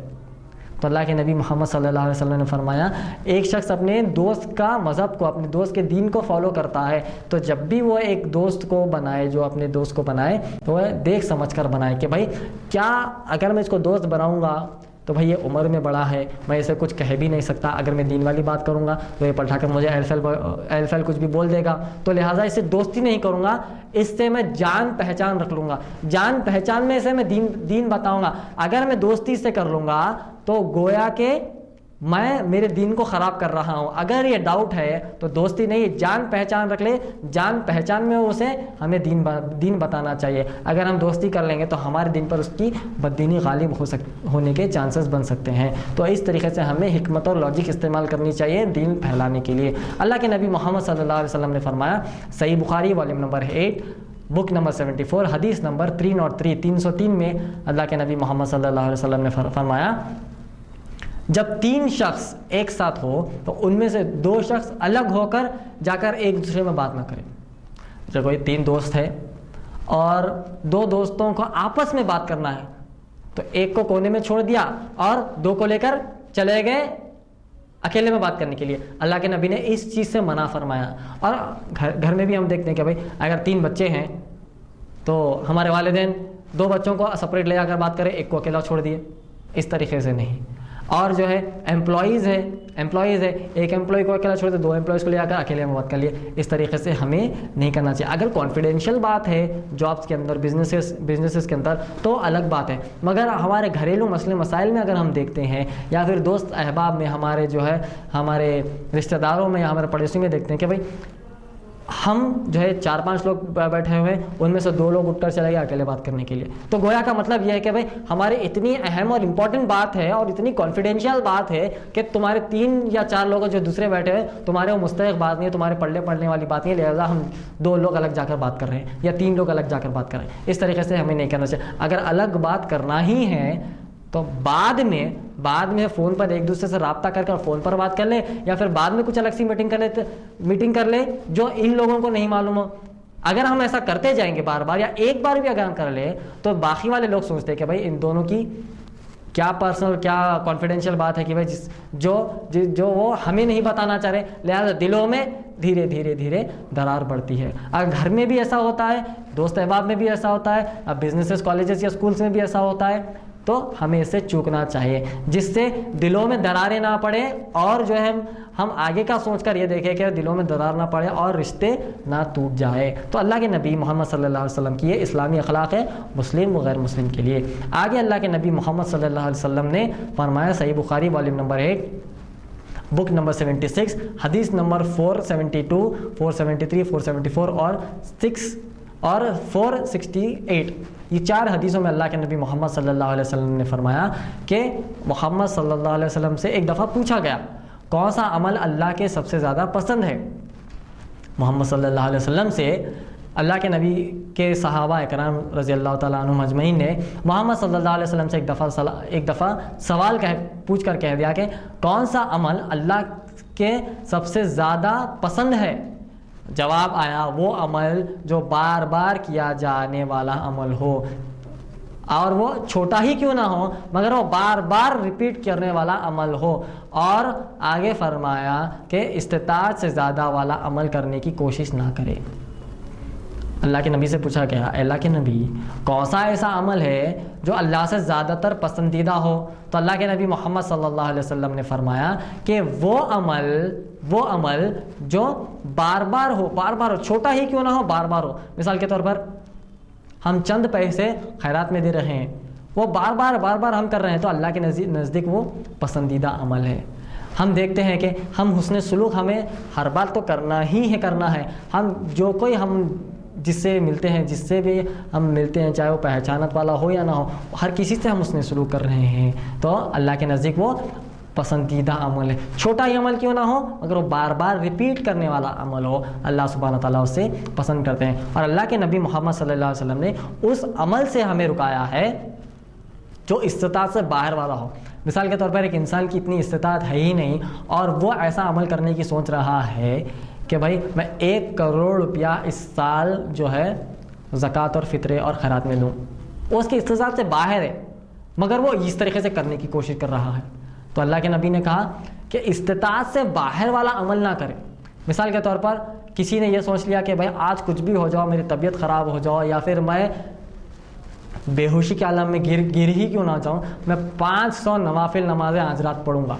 اس طریقے سے کوئی سوچ لے, یہ ہمارے استطاعت سے باہر ہے. اور کوئی شخص یہ سوچ رہا ہے تو اللہ کے نبی نے کہا کہ استطاعت سے باہر والا عمل کرنے کی کوشش نہ کرے. آگے اللہ کے نبی محمد صلی اللہ علیہ وسلم نے فرمایا کہ ریاض الصالحین کی یہ حدیث ہے, والیوم نمبر 8 بک نمبر 73 اور اس کی حدیث نمبر 65 میں ایک صحابی نے عائشہ رضی اللہ تعالیٰ عنہا سے پوچھا کہ محمد صلی اللہ علیہ وسلم جب گھر میں رہتے تھے تو کیا عمل کرتے تھے ایسا کہ جو میں بھی اپنی زندگی میں اپلائی کروں. تو عائشہ رضی اللہ تعالیٰ عنہا نے پلٹا کر جواب دیا وہ صحابی کو, جب بھی وہ گھر میں رہتے تھے تو اپنے وہ گھر والوں کو سرو کرتے تھے, اپنے وہ گھر والوں کی مدد کرتے تھے, اور جب بھی نماز کا وقت آتا تھا وہ اٹھ کر نماز کے لیے چلے جاتے تھے. تو یہ اللہ کے نبی محمد صلی اللہ علیہ وسلم کے اسلامی اخلاق تھے جو اللہ کے نبی محمد صلی اللہ علیہ وسلم نے اپنی زندگی میں عمل کر بتائے ہیں. آج ہم دیکھتے ہیں کہ آپ ہو یا میں ہو, جب ہم زیادہ دین کا کام شروع کرنے کی کوشش کرتے ہیں یا کرتے بھی ہیں تو ہم دیکھتے ہیں کہ ہمارا جو ٹائم ہے, ہمارے جو سروسز ہے گھر میں دینے سے چوک جاتے ہیں. یہ ہمیں نہیں کرنا چاہیے. دیکھیے اسلام شروع ہوتا ہے گھر سے ہی ہمیں اسلام کو شروع کرنا ہے. ایسا نہیں ہے کہ جب ہم اسلام کا کام کریں تو باہر والی پوری دنیا خوش ہے اور گھر میں ہی ہمارے والدین جو ہے ہم سے ناخوش ہے. ایسا ہمیں نہیں کرنا چاہیے. جب ہم اسلام کا کام کرتے ہیں تو ہمارے جتنے سروسز ہم پوری دنیا کو, مسلمان معاشرے کو اصلاح کرنے کے لیے دیتے ہیں, غیر مسلمان معاشرے کو جو ہم اسلام قبول کرنے کے لیے ہم جتنے بھی سروسز دیتے ہیں اتنے سروسز یا اس سے کم سروسز ہمیں گھر میں بھی تو دینا ہے, کیونکہ والدین کی بھی تو حقوق ہمارے اوپر ہے, ہمارے بڑے بھائی یا چھوٹے بہنوں کے یا بھائیوں کے حقوق تو ہمارے اوپر ہے. تو ہمارے حقوق گھر میں بھی ہمیں دینا چاہیے اور باہر پوری دنیا میں بھی دینا چاہیے. یہی محمد صلی اللہ علیہ وسلم کی تعلیمات ہے جو محمد صلی اللہ علیہ وسلم نے مسلمان ہو یا غیر مسلمان ہو ان سب کو محمد صلی اللہ علیہ وسلم نے اس اسلامی اخلاق کی تعلیمات دی ہے. آگے ہم دیکھتے ہیں کہ محمد صلی اللہ علیہ وسلم نے فرمایا ریاض الصالحین کتاب نمبر 2 حدیث نمبر 683 میں اللہ کے نبی محمد صلی اللہ علیہ وسلم نے فرمایا ایمان کی شاخیں ہیں. The uppermost of all these is the testimony of faith. سب سے پہلی جو شاخ ہے ایمان کی وہ یہ ہے کہ لا الہ الا اللہ کا معنی یہ ہے کہ اللہ سبحانہ تعالیٰ کے علاوہ کوئی بھی سچا معبود نہیں ہے. while the least of them is the removal of harmful objects from the road. سب سے کم ایمان کا درجہ یہ ہے کہ روڈ پر, راستے پر کوئی ایک ایسی چیز پڑی ہو جو جس سے دوسروں کو نقصان پہنچاتی ہو, وہ چیز کو ہٹانا ایمان کا سب سے کمزور, ایمان کا سب سے چھوٹا جو ہے ایمان کی شاخ ہے. سب سے پہلا لا الہ الا اللہ کہ اللہ سبحانہ تعالیٰ کے علاوہ کوئی بھی معبود نہیں ہے. سب سے کم والا کہ راستے پر ایک ایسی کوئی چیز پڑی ہو جو دوسروں کو تکلیف پہنچانے والی ہو اور وہ ہٹا دی جائے. اور اللہ کے نبی نے اس حدیث میں آگے فرمایا کہ شرم و حیا ایمان کا حصہ ہے. دیکھیے جب ہم یہ کام کرتے ہیں سب سے پہلا کام کیا ہے؟ لا الہ الا اللہ کہنا. یہ تو ہم نے مسلمان ہونے کے ناطے کہہ ہی دیا. اگر ایمان کا حصہ کسی کو حاصل کرنا ہے جو مسلمان نہیں ہے تو ایمان کا حصہ حاصل کرنے کے لیے صرف وہ لا الہ الا اللہ محمد رسول اللہ کہہ دے تو شہادت دے دے اللہ سبحانہ تعالیٰ کی اور محمد صلی اللہ علیہ وسلم کی, تو آسانی سے اسلام کے اندر آ سکتا ہے, اسلام کے بہترین تعلیمات کو فالو کر سکتا ہے, خود بھی اپنی زندگی میں امن پا سکتا ہے اور دوسروں کو بھی امن دے سکتا ہے. کم والا حصہ کہ راستے پر سے ایک ایسی چیز ہٹانا جو دوسروں کو نقصان پہنچانے والی ہو. آج ہم دیکھتے ہیں کہ مسلمان معاشرہ ہو یا پھر مسلمان ایریا ہو, وہاں پر کوئی ایسی چیزیں پائی جاتی ہے جو فتنہ فساد مچانے والی ہو, توڑ پھوڑ والی چیز ہو. اگر کوئی غیر مسلمان دیکھتا ہے یا پھر میڈیا ہی کیوں نہ لے لے تو اس کی اتنی نیگیٹو پبلسٹی کرتا ہے, وہ یہ کہتا ہے کہ مسلمان تو ایسے ہیں کہ ان کے ایریا میں ہی ہم دیکھتے ہیں کہ اتنے توڑ پھوڑ والی چیزیں پڑی ہوئی ہیں. مسلمان تو ایسا ہونا چاہیے کہ اگر راستے پر ایک ایسی چیز پڑی ہوئی ہو جس سے مسلمان کو یا غیر مسلمان کو تکلیف پہنچ سکتی ہے چلنے میں, آنے میں, جانے میں, وہ چیز کو وہ ہٹاتا ہے تو ایمان کا سب سے نیچا والا حصہ ہے. اور ایمان کتنی بڑی چیز ہے انسان کے لیے. ایک انسان پہلے ایمان لاتا ہے, اس کے بعد وہ عمل کر کر اسلام بتاتا ہے. ایک مسلمان کے اندر دو چیزیں ہوتی ہیں. پہلی کہ وہ ایمان کسے کہتے ہیں کہ اسلام کے تعلیمات کو دل سے مان لینا اور اس پر عمل کرنے کے لیے دل سے مان لینے کو ایمان کہتے ہیں. اور جب ہم وہ پریکٹیکل کر کر بتاتے ہیں تو ہم اسے اسلام کہتے ہیں. تو ایمان بہت بڑی چیز کا نام ہے, کیونکہ اگر آپ پڑھیں گے سورہ بقرہ سورہ نمبر 2 کی آیت نمبر 8 میں منافقین جو ہے اور جو ہے اللہ کے نبی کے اطراف رکھنا جو بھی رہتے تھے وہ یہ کہتے تھے آ کے وَمِنَ النَّاسِ مَن يَقُولُ آمَنَ بِاللَّهِ وَبِالْيَوْمِ الْآخِرِ, وہ کہتے تھے کہ اے نبی ہم نے آپ پر اور اللہ پر اور روز قیامت پر ایمان لا لیا ہے. اللہ کے نبی اللہ سبحانہ تعالیٰ پلٹا کر کہہ رہے ہیں وَمَا هُمْ بِمُؤْمِنِينَ, یہ ہرگز ایمان والے نہیں ہیں. کیوں؟ کیونکہ صرف یہ بات کہہ رہے ہیں, قول کر رہے ہیں, دل میں انہوں نے اسلام کو نہیں لایا, دل میں انہوں نے ایمان کو نہیں لایا, صرف وہ بات سے کہہ رہے ہیں, قول سے کہہ رہے ہیں. تو مسلمان وہ ہے جو دل سے بھی لا لے اور قول میں بھی کہے. جب وہ دل سے لائے اور قول سے بھی کرے تو ایمان کا سب سے نچلا حصہ یہ ہے کہ وہ دوسروں کو پریشان کرنے والی چیز ہٹا دے راستے پر سے. نہ کہ راستے پر سے جب بھی ایک مسلمان یہ دیکھتا ہے کہ بھئی فلاں ایک ایسی چیز ہے جس سے تکلیف مسلمان و غیر مسلمان کو ہو سکتی ہے تو وہ کیا کرتا ہے, وہ چیز کو ہٹا دیتا ہے. راستے پر ہی کیوں نہ ہو. مثال کے طور پر میں یہ دیکھتا ہوں کہ بھئی ایک ایسی چیز ہے جو فلاں شخص جو ہے جس پر بیٹھنے والا ہے, ٹیبل ہو یا چیئر ہو یا صوفہ ہو, اور پر کوئی بری چیز پڑی ہے جس سے اس کو نقصان پہنچ سکتا ہے, وہ فوراً کیا کرے گا, اس چیز کو ہٹا دے گا. یعنی ایمان کا سب سے نچلا حصہ ہے. تو کتنی بہترین, کتنی اچھی, کتنی چھوٹی چھوٹی تعلیمات اسلام نے اس پوری انسانیت کو دی ہے. کیا ہم یہ سوچ سکتے ہیں کہ اسلام ایک ایسا ریلیجن ہے کہ محمد صلی اللہ علیہ وسلم نے لایا تھا؟ کیا محمد صلی اللہ علیہ وسلم خود ہی سے اتنی باریک باریک چیزیں اس امت کو دے سکتے تھے؟ یہ اللہ سبحانہ تعالیٰ کا ہی دین ہے. اللہ سبحانہ تعالیٰ نے محمد صلی اللہ علیہ وسلم کو سکھلایا. اللہ سبحانہ تعالیٰ نے کہا کہ انسانیت کو چھوٹی سے چھوٹی تعلیمات اے نبی آپ دے کر ہی جائیے, کیونکہ اس انسانیت میں, اس قوم میں, اس ناس میں اتنا شعور نہیں ہے کہ وہ اتنے چھوٹے چھوٹے تعلیمات پر اپنی توجہ دے. دیکھیے آج دنیا میں کتنے بڑے بڑے لوگ آ گئے, کتنے بڑے بڑے مہان شخصیتیں گزر گئی ہے, مگر کیا اتنی چھوٹی چھوٹی تعلیمات انہوں نے دے کر گئے؟ چھوٹی چھوٹی باتیں, راستے پر سے پتھر ہٹا دینا یا پھر جو ہے اچھے اچھے اخلاق ہمیں اختیار کرنا, یہ کون سکھایا؟ محمد صلی اللہ علیہ وسلم اس دنیا کو سکھا کر گئے. چھوٹی چھوٹی بات کیوں؟ کیونکہ ہم انسان اتنی چھوٹی چھوٹی بات پر تو توجہ دے ہی نہیں سکتے تھے. ہم ہماری زندگیوں میں, ہمارے مصروفیات میں, ہمارے جابس میں, بزنسز میں, یا ہمارے بچوں کو پڑھانے میں, یا پھر ہمارے والدین کے حقوق ادا کرنے میں ہی ہم پوری زندگی گزار دیتے ہیں. ہمیں ٹائم ہی نہیں ملتا کہ اتنی چھوٹی چھوٹی تعلیمات کو جو ہے ہم خود ہی سے کریٹ کریں. نہیں کر سکتے، کیونکہ ایک ہمیں لیڈر ہونا چاہیے تاکہ وہ پوری دنیا کو ٹیچنگز دے کر چلا جائے اور پوری دنیا اس کو فالو کرے۔ چند لوگ فالو کر رہے ہیں، چند لوگ نہیں کر رہے ہیں۔ جو لوگ فالو کر رہے ہیں وہ امن میں آ رہے ہیں، جو لوگ فالو نہیں کر رہے ہیں دیکھتے ہیں کہ ہم ان کے معاشرے میں جو ہے امن غارت ہو رہا ہے۔ تو جو لوگ فالو کر رہے ہیں ان پر یہ فرض ہے کہ اتنی پیاری تعلیمات، اتنی امن والی تعلیمات، وہ جو نہیں فالو کر رہے ہیں ان کو بتانا ہمارا فرض بنتا ہے۔ آگے اللہ کے نبی محمد صلی اللہ علیہ وسلم نے فرمایا، ریاض الصالحین کتاب نمبر 2 حدیث نمبر 693 میں اللہ کے نبی محمد صلی اللہ علیہ وسلم نے فرمایا، تم اپنے آپ کو جہنم کی آگ سے بچا لو آدھا کھجور کا ٹکڑا دے کر۔ جہنم کتنی بڑی چیز ہے، کتنی ہولناک والی چیز ہے کہ وہاں کا اگر ہم تصور کرتے ہیں تو ہمارے رونگٹے کھڑے ہو جاتے ہیں۔ اللہ کے نبی کی کتنی اچھی تعلیمات ہے۔ اللہ کے نبی نے کہا کھجور کا ایک آدھا حصہ دے دو اور اپنے آپ کو جہنم کی آگ سے بچا لو۔ اے انسان کھجور کے آدھے ٹکڑے کی کیا قیمت ہو سکتی ہے، کیا قیمت ہو سکتی ہے، اور اتنے بڑے دردناک والے عذاب سے بچانے کی بات اللہ کے نبی محمد صلی اللہ علیہ وسلم کر رہے ہیں۔ آگے اللہ کے نبی محمد صلی اللہ علیہ وسلم اسی آیت میں کہتے ہیں، and if you can not afford even that you could at least give a good word. اگر تم پاس آدھا کھجور کا ٹکڑا دینے کی بھی تمہارے پاس استطاعت نہیں ہے تو ایک اچھی بات کہہ دو کسی سے، مسلمان ہو یا غیر مسلمان ہو، اس سے اچھی بات کر دو تو تم جنت میں جانے کے مستحق بن سکتے ہیں۔ سوچئے جہنم کتنی ہولناک چیز ہے، اور آدھا کھجور کا ٹکڑا یا پھر اچھی بات کہنے پر اللہ کے نبی نے کتنا ابھارا ہے۔ دیکھیے یہ ابھارنے والی بات ہی تو ہے۔ جہنم سی آگ سے تمہیں اگر کوئی شخص بچنا ہے، آدھا کھجور کا ٹکڑا یا پھر ایک اچھی بات اگر یہ کہتے ہیں تو اللہ کے نبی کہنے کہ جہنم سے بچنے والی یہ اسباب بن سکتے ہیں۔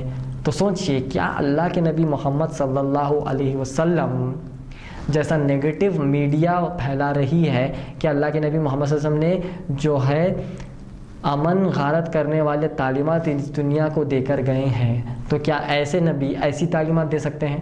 ہرگز نہیں دے سکتے۔ تو نیگیٹو میڈیا جو ویسٹرن میڈیا آج دنیا میں پھیلا رہی ہے باتوں کو کہ محمد صلی اللہ علیہ وسلم کو کہہ رہی ہے کہ وہ لیڈر آف ٹیررسٹ ہے، یا پھر قرآن مجید جو ہے دا مینول آف ٹیررسٹ ہے، اور اللہ سبحانہ تعالیٰ جو ہے وہ گاڈ آف ٹیررسٹ ہے، یا پھر مسلم سا ٹیررسٹ کہہ کر یہ جو لقب ہمیں بار بار دیا جا رہا ہے، انہیں یہ چھوٹی سے چھوٹی تعلیمات انہیں جاننا بہت ضروری ہے تاکہ وہ یہ جانے کہ محمد صلی اللہ علیہ وسلم اصل میں امن برپا کرنے اس دنیا میں بھیجے گئے تھے، یعنی اسلام برپا کرنے اس دنیا میں بھیجے گئے تھے۔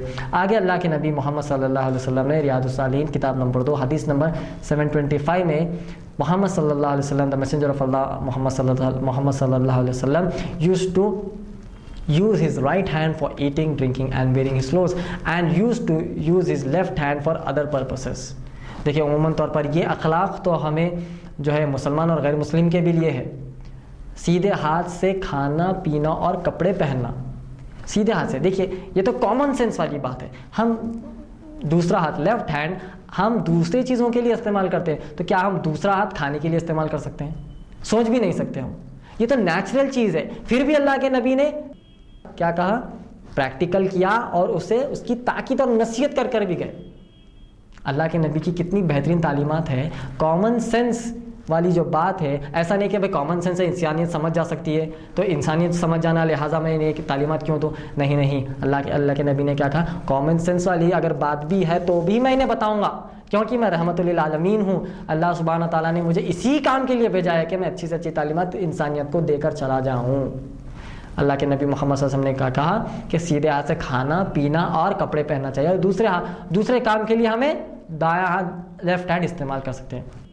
آج ہم عموماً طور پر دیکھتے ہیں مسلمان معاشرہ یا غیر مسلمان معاشرہ، آپ بڑے بڑے ریسٹورینٹس میں چلے جائیے، آپ بڑے بڑے مالس میں چلے جائیے، ہم دیکھتے ہیں کہ بڑے بڑے وہاں پر لوگ جو ہے اپنے آپ کو جو ہائی کیلیبر لوگ کہتے ہیں وہ لیفٹ ہینڈ سے کھاتے ہیں، اور آپ تصور کر سکتے ہیں لیفٹ ہینڈ سے دوسرا استعمال کہاں پر ہوتا ہے۔ وہی لیفٹ ہینڈ سے ہم کھا رہے ہیں، یہ کیسے اخلاق ہے، یہ کیسے ایٹیکیٹس ہے ویسٹرن ورلڈ نے انہیں اس طریقے کے تعلیمات دی ہے کہ بھائی تم اس طریقے سے کھاؤ اور پیو تاکہ تم اپنا کیلیبر بڑا بتا سکو۔ ایسا ہمیں نہیں کرنا چاہیے۔ اور مسلمان معاشرے میں بھی ہم دیکھتے ہیں بچے جب چھوٹے بچے ہوتے ہیں وہ دودھ کی جو بوتل ہوتی ہے اس کو لیفٹ ہینڈ سے پیتے ہیں، تو ہمیں اسی عمر میں انہیں رائٹ ہینڈ میں دینے کی کوشش کرنا چاہیے تاکہ اسے پریکٹس ہونا شروع ہو جائے, اسے اسی عمر میں پریکٹس ہونا شروع ہو جائے کہ مجھے رائٹ ہینڈ سے کھانا اور پینا ہے. لیفٹ ہینڈ سے وہ پیتا ہے اور لیفٹ ہینڈ سے کھاتا ہے بچپن میں, کیونکہ اس کو تو پتہ نہیں لیفٹ ہینڈ سے کھاتا اور پیتا ہے, ہمیں چھوڑ دے کہ بھائی بڑا ہونے بعد اسے سکھائیں گے. نہیں, جب بھی اسے تاکید کر دے کہ بھائی اسے یہ سکھائے کہ رائٹ ہینڈ سے کھائیں اور پیے, تاکہ وہ خود ہی سے بچپن سے پریکٹس میں آئے اور بڑا ہو کر بھی وہ رائٹ ہینڈ سے کھائے. اگر اسے تاکید نہیں کریں گے, بڑا ہو کر بھی مسلمان رہ کر بھی وہ لیفٹ ہینڈ سے کھائے گا اور پیے گا. اور لیفٹ ہینڈ سے کھانا اور پینا ڈائریکٹ وہ شیطان کے پیٹ میں جاتا ہے, ڈائریکٹ وہ شیطان کے پیٹ میں جاتا ہے, انسان کے پیٹ میں وہ جاتا ہی نہیں. تو محمد صلی اللہ علیہ وسلم کی یہ اچھی تعلیمات ہے. اور دیکھنے پر بھی ایک نارمل انسان دکھے گا. جو ایک انسان سیدھے ہاتھ سے کھاتا اور پیتا ہے, دیکھنے سے وہ نارمل انسان دکھے گا. اگر کوئی انسان لیفٹ ہینڈ سے کھائے گا اور پیے گا, دیکھنے میں کوئی اسے دیکھ کر کہے گا کہ بھائی یہ تھوڑا نارمل ہے, شاید وہ لیفٹ ہینڈ سے کھایا ہے, تھوڑا اس کی دماغی کوئی پرابلم ہے, اس طریقے سے تصور ہو سکتا ہے. تو اللہ کے نبی کی یہ بہترین تعلیمات ہے مسلمان اور غیر مسلمان کے لیے.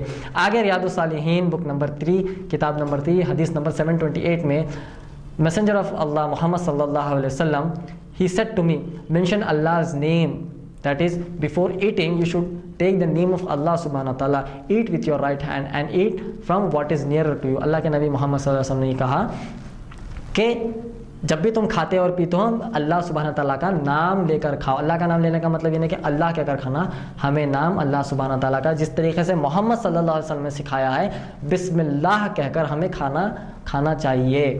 اگر یہ چیز ایک انسان حاصل کرتا ہے, مثال کے طور پر ایک انسان بسم اللہ بول کر کھاتا ہے, بسم اللہ کہہ کر کھاتا ہے, وہ ڈائریکٹ اس کے پیٹ میں جاتا ہے. اگر وہ بسم اللہ نہیں کہتا تو گویا کہ اس نے اس کھانے کو شیطان کا مستحق بنا دیا ہے, شیطان کے لیے. اگر اللہ کا نام نہیں ہے اس کھانے پر تو وہ کھانا ٹوٹلی شیطان کے لیے ہے. اگر کوئی غیر مسلمان یہ سوچے کہ بھائی میں شیطان کو کھانا کیوں دوں, یہ میرا کھانا ہے, اگر وہ بسم اللہ کہنا چاہتا ہے وہ اسلام کے اندر آ جائے اور وہ بھی بسم اللہ کہہ سکتا ہے. غیر مسلمان کے لیے بھی یہ تعلیمات ہے. اگر یہ غیر مسلمان اس کا کھانا شیطان کو دینا نہیں چاہ رہا ہے تو اسلام کے اندر آ جائے, بسم اللہ کہے اور کھائے, تو اس کا کھانا بھی شیطان کو نہیں جائے گا, اس کے پیٹ میں ہی جائے گا. تو یہ اخلاق غیر مسلمان کے لیے بھی ہے, مسلمان کے لیے بھی ہے. اور آگے اسی حدیث میں اللہ کے نبی محمد صلی اللہ علیہ وسلم نے کہا کہ سیدھے ہاتھ سے کھاؤ, وہ تو میں نے آپ کو بات بتا دی. آگے اسی حدیث میں اللہ کے نبی محمد صلی اللہ علیہ وسلم نے کہا کہ جو تمہارے سے قریب ہے اسی کو لے کر کھاؤ. مثال کے طور پر ہم دیکھتے ہیں کہ جب ہم کھانے پینے بیٹھتے ہیں, ڈائننگ ٹیبل پر وغیرہ بیٹھتے ہیں, تو ہم دیکھتے ہیں کہ دور کی کوئی چیز ہے, وہ چیز مجھے پسند ہے, تو ہم کیا کرتے ہیں پورا اٹھ کر جا کر اس چیز کو حاصل کرنے کی کوشش کرتے ہیں. نہیں, اگر آپ کو وہ چیز پسند ہے تو کسی کو کہہ دیجیے, وہ مدد کر دیں گے. اور جو پلیٹ ہوتی ہے, جو نشخاب ہوتا ہے, اس میں سے بھی جب ہم لیتے ہیں تو اللہ کے نبی نے کہا جو نزدیک والا حصہ ہے اسے لو. ہم دیکھتے ہیں کہ پلیٹ کے اس سائڈ والا کچھ ایسی چیز ہے جو آپ کو پسند ہے, تو ہم دور کی چیز لینے کی کوشش کرتے ہیں, دور کی چیز لینے کی کوشش. اگر آپ کو ایسا لینا ہے تو نشخاب پلٹا لیجئے اور اس طریقے سے ہم سامنے کر کے لے سکتے ہیں. بیچ میں سے یا پھر اس کے آگے سے نہیں لینا چاہیے. اللہ کے نبی کی تاکید ہے, اسی لیے میں اسے ایکسپلین کر کر بتا رہا ہوں. اللہ کے نبی نے کہا کہ سامنے والی جو چیز ہے اسے لے کر کھانے کی کوشش کرو, بیچ میں سے یا پھر اس سے آگے لینا ہمیں نہیں چاہیے. یہ مسلمان و غیر مسلمان کے لیے ہے. اللہ کے نبی محمد صلی اللہ علیہ وسلم نے آگے فرمایا, ریاض الصالحین کتاب نمبر 3 حدیث نمبر 736 میں اللہ کے نبی محمد صلی اللہ علیہ وسلم, اللہ کے نبی جب کھانا بیٹھتے تھے, اگر انہیں وہ پسند ہوتا تو اچھی طریقے سے وہ کھا لیتے تھے, اگر انہیں وہ پسند نہیں ہوتا تو کیا کرتے تھے, جسٹ اس کو چھوڑ کر اٹھ جاتے تھے. یہ اخلاق ہے محمد صلی اللہ علیہ وسلم کے لیے. یہ تو میں کہتا ہوں کہ یہ تو ہر دن ہمیں فالو کرنا ہے, ہر دن ہمیں فالو کرنا ہے. جس دن ہمارے گھر میں کھانا صحیح نہیں پکتا, جب بھی کھانا نہیں پکا اس دن ہم دیکھتے ہیں کہ گھر میں لڑائی تو ہونا لازم ہی ہے, چاہے مسلمان گھر ہو یا غیر مسلمان گھر ہو. یہ تعلیمات تو جیسا کہ میں نے کہا دونوں کے لیے ہے, چاہے مسلمان گھر ہو یا غیر مسلمان گھر ہو. جب ہم دیکھتے ہیں کہ کھانا صحیح نہیں پکا تو ہمارے جاب کا, بزنس کا, ہمارے امپلائر کا, یا پھر ہمارے دوست احباب کا, یا پھر ہمارا سیل نہیں ہوا, یا پھر ہمارا پروموشن نہیں ہوا, یا پھر ہماری سیلری نہیں بڑھی, یا پھر ہمارا بونس نہیں بڑھا, یا پھر ہماری چھٹی نہیں ملی, ان سب کا غصہ جا کر اس کھانے پر ہی اترتا ہے. یہ آپ اور میں جانتے ہیں کہ کہیں نہ کہیں تو غصہ نکالنا ہی ہے. اتنے سارے ٹینشنز اور پریشانیاں جو میں نے آپ کو گنوائی ہے, یہ ٹینشن اور پریشانیوں کا غصہ وہ بیچارے کھانے پر ہی نکلتا ہے, کیونکہ کھانا صحیح نہیں ہوتا. تھوڑا بھی صحیح نہیں ہو, اگر 20% صحیح نہیں ہو تو ہم ایسا دکھاتے ہیں کہ وہ 80% صحیح نہیں ہے. اس طریقے سے غصے پر ہم قابو نہیں کرتے ہیں. اللہ کے نبی کے اخلاق کیا تھے, پسند نہیں آئے تو چھوڑ کر اٹھ جاتے تھے. انڈیکیشن یہ ہے کہ کھانا صحیح نہیں ہے. کھانا صحیح نہیں ہونے کی بنیاد پر ہم کھانا اٹھا کر پھینک دیے, یا پھر ہم مارنا شروع کر دیے یا پھر لڑائی جھگڑا شروع کر دیے, فتنے فساد مچا دیے, تو یہ اسلامی اخلاق نہیں ہے. اللہ کے نبی کے اخلاق ہر مسلمان گھر میں, ہر غیر مسلمان گھر میں جب انٹر ہو جائیں گے تو گھریلو مسائل ختم ہوئیں گے اور عالمی طور پر بھی مسائل ختم ہو سکتے ہیں. تو یہ اخلاق مسلمان کے لیے اور غیر مسلمان کے لیے بھی ہے. آگے اللہ کے نبی محمد صلی اللہ علیہ وسلم نے فرمایا, ریاض الصالحین کتاب نمبر 5 بک نمبر 5 حدیث نمبر 818 میں ایک صحابی کہتے ہیں کہ میں لیٹا ہوا تھا مسجد کے اندر اور ایک شخص آئے اور انہوں نے پیر سے مجھے دھکا دے کر جگا دیا اور جب میں اٹھ کر انہیں دیکھا تو اللہ کے نبی محمد صلی اللہ علیہ وسلم تھے. اور محمد صلی اللہ علیہ وسلم نے اس صحابی سے کہا کہ اللہ اس چیز کو پسند نہیں کرتا کہ کوئی شخص اوندھے منہ وہ سوئے. ہم عموماً طور پر دیکھتے ہیں کیا نام ہے, ہم پیٹ کے بل یا سینے کے بل ہم سوتے ہیں, تو اللہ کے نبی محمد صلی اللہ علیہ وسلم نے اسے منع فرمایا کیونکہ اللہ سبحانہ تعالیٰ نے اسے ناپسند کیا ہے. یہ تو عمل جو ہے ہم کامن طور پر دیکھتے ہیں کہ ہم کبھی بھی ہم سوتے کرتے ہیں تو نیند کی آغوش میں ہم الٹا سو جاتے ہیں, پیٹ کے بل سو جاتے ہیں. میڈیکلی ہم دیکھتے ہیں کیا میڈیکل سائنس میں اگر آپ اس جا کر معلوم کریں گے انٹرنیٹ پر تو اس سے کئی سارے ڈیزیز بڑھتے ہیں, کئی سارے پرابلمس ہوتے ہیں, باڈی کا میٹابولزم پورا جو ہے مس کیلکولیشن ہو جاتا ہے جب ہم الٹا پیٹ کے بل سوتے ہیں. اس کی بہت بڑی ریسرچ ہے, اگر آپ انٹرنیٹ پر جا کر دیکھیں گے تو اللہ کے نبی نے اسے منع فرمایا ہے. یہ تو مسلمان کے لیے بھی ہے, غیر مسلمان کے لیے بھی ہے کہ مسلمان بھی سوتا ہے, غیر مسلمان بھی سوتا ہے. اور میڈیکلی جو پرابلمس ہوتے ہیں وہ مسلمان کو بھی ہوتے ہیں, غیر مسلمان کو بھی ہوتے ہیں. جیسا کہ اسلام پوری دنیا کے لیے ہے تو اسلام یونیورسل سوچتا ہے, اسلام یونیورسل اخلاق بتاتا ہے, اسلام یونیورسل ایٹیکیٹس بتاتا ہے, اسلام یونیورسل نصیحتیں لوگوں کو اور انسانیت کو دیتا ہے. تو ہمیں الٹا نہیں سونا چاہیے, پیٹ کے بل نہیں سونا چاہیے جس سے میڈیکلی ہمیں پرابلم ہوتا ہے, ہمیں سیدھا سونا چاہیے. یہ اخلاق, اسلامی اخلاق محمد صلی اللہ علیہ وسلم نے مسلمان کو اور غیر مسلمان کو بتائے ہیں جس سے وہ اپنی پرسنل زندگی میں یا اپنی پرسنل باڈی کو تکلیف دینے سے بچ سکتا ہے. آگے اللہ کے نبی محمد صلی اللہ علیہ وسلم نے فرمایا, ریاض الصالحین کتاب نمبر 6 حدیث نمبر 845 میں اللہ کے نبی محمد صلی اللہ علیہ وسلم نے فرمایا کہ ایک صحابی نے اللہ کے نبی محمد صلی اللہ علیہ وسلم سے آ کر پوچھا, ایسا کون سا عمل ہے جو اسلام میں سب سے بہتر ہے, اسلام میں ایسا کون سا عمل ہے جو سب سے بہتر ہے. اللہ کے نبی نے پلٹا کر انہیں جواب دے کر کہا کہ ایک شخص کو کھانا کھلائے. سب سے بہترین عمل کون سا ہے؟ ایک شخص کو کھانا کھلائے اور سلام کرے جسے تم جانتے ہو, جسے تم جانتے نہیں بھی ہو. آج ہم دیکھتے ہیں کہ بھائی میں اسے جانتا ہی نہیں ہوں لہٰذا میں اسے کیوں سلام کروں, یا پھر میں جسے جانتا ہوں پھر بھی کیوں سلام کروں. اس طریقے سے نہیں. اللہ کے نبی نے کہا کہ سب سے بہترین عمل وہ ہے جو بھوکے کو کھانا کھلائے, جو بھوکا ہے اسے کھانا کھلائے اور اسے سلام کرے جو اسے وہ جانتا ہو, جسے وہ جانتا نہیں بھی ہو تو ہمیں اسے سلام کرنا چاہیے. یہ اخلاق اللہ کے نبی محمد صلی اللہ علیہ وسلم نے مسلمانوں کے لیے. آگے ہم دیکھتے ہیں ریاض الصالحین کتاب نمبر 7 حدیث نمبر 895 میں The messenger of Allah Muhammad صلی اللہ علیہ وسلم said every Muslim has 5 rights over another Muslim. ایک مسلمان کو دوسرے مسلمان پر 5 حقوق ہے, 5 حقوق. سب سے پہلا حقوق یہ ہے کہ that is he has to perform 5 duties over other Muslim to return the greetings. جب ایک انسان کسی انسان کو سلام کرتا ہے تو پلٹا کر اسے جواب دینا اس کا حق ہے.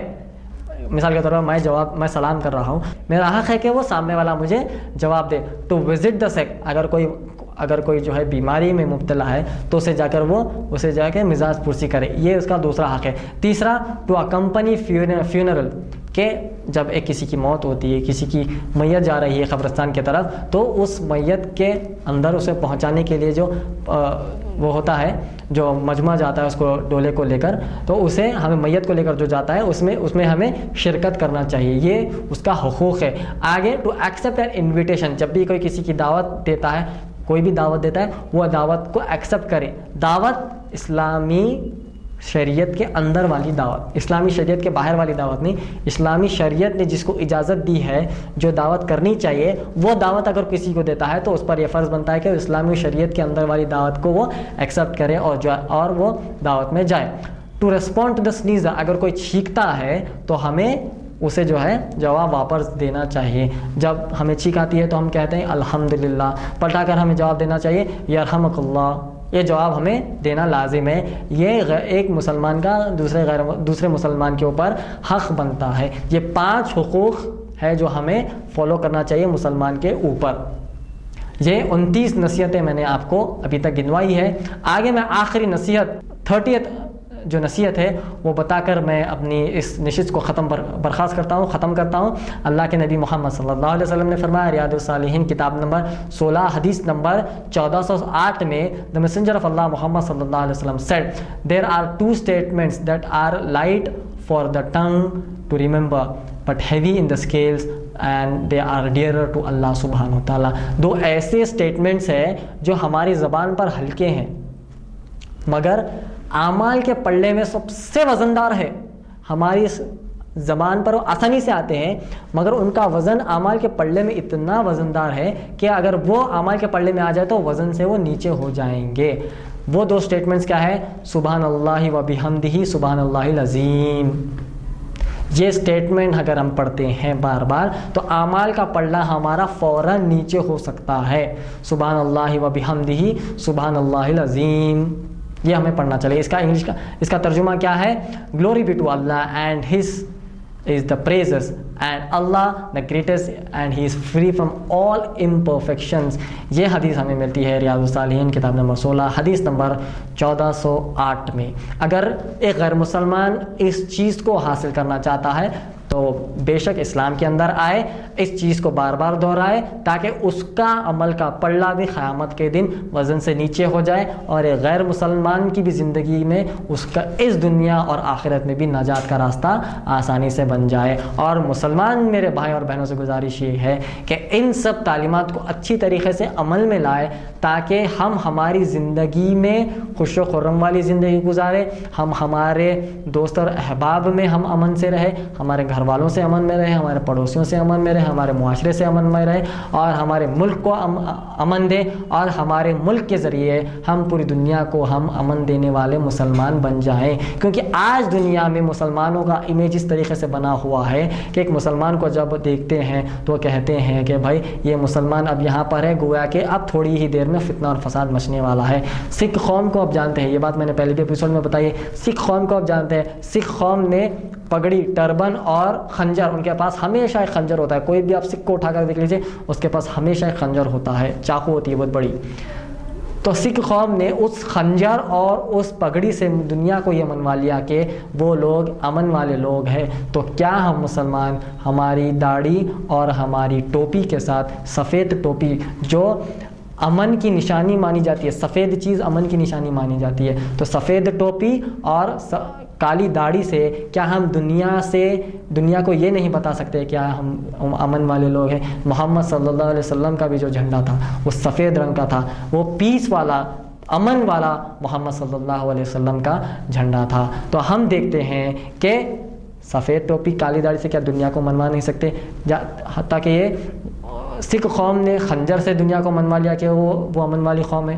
تو کیا ہم محمد صلی اللہ علیہ وسلم کی اتنی بہترین تعلیمات سے دنیا کو کیا نہیں منوا سکتے؟ ہم برحق منوا سکتے ہیں. ہم ہمارا کام برابر سے نہیں کر رہے ہیں. مسلمان بھائیوں سے, مسلمان قوم سے یہی گزارش ہے کہ اسلام کی تعلیمات کو اتنا پھیلا دیجیے کہ اللہ کے نبی کی حدیث یہ ہے کہ اسلام ہر گھر میں پہنچنا ہی پہنچنا ہے, چاہے وہ پکا گھر ہو یا کچا گھر ہو.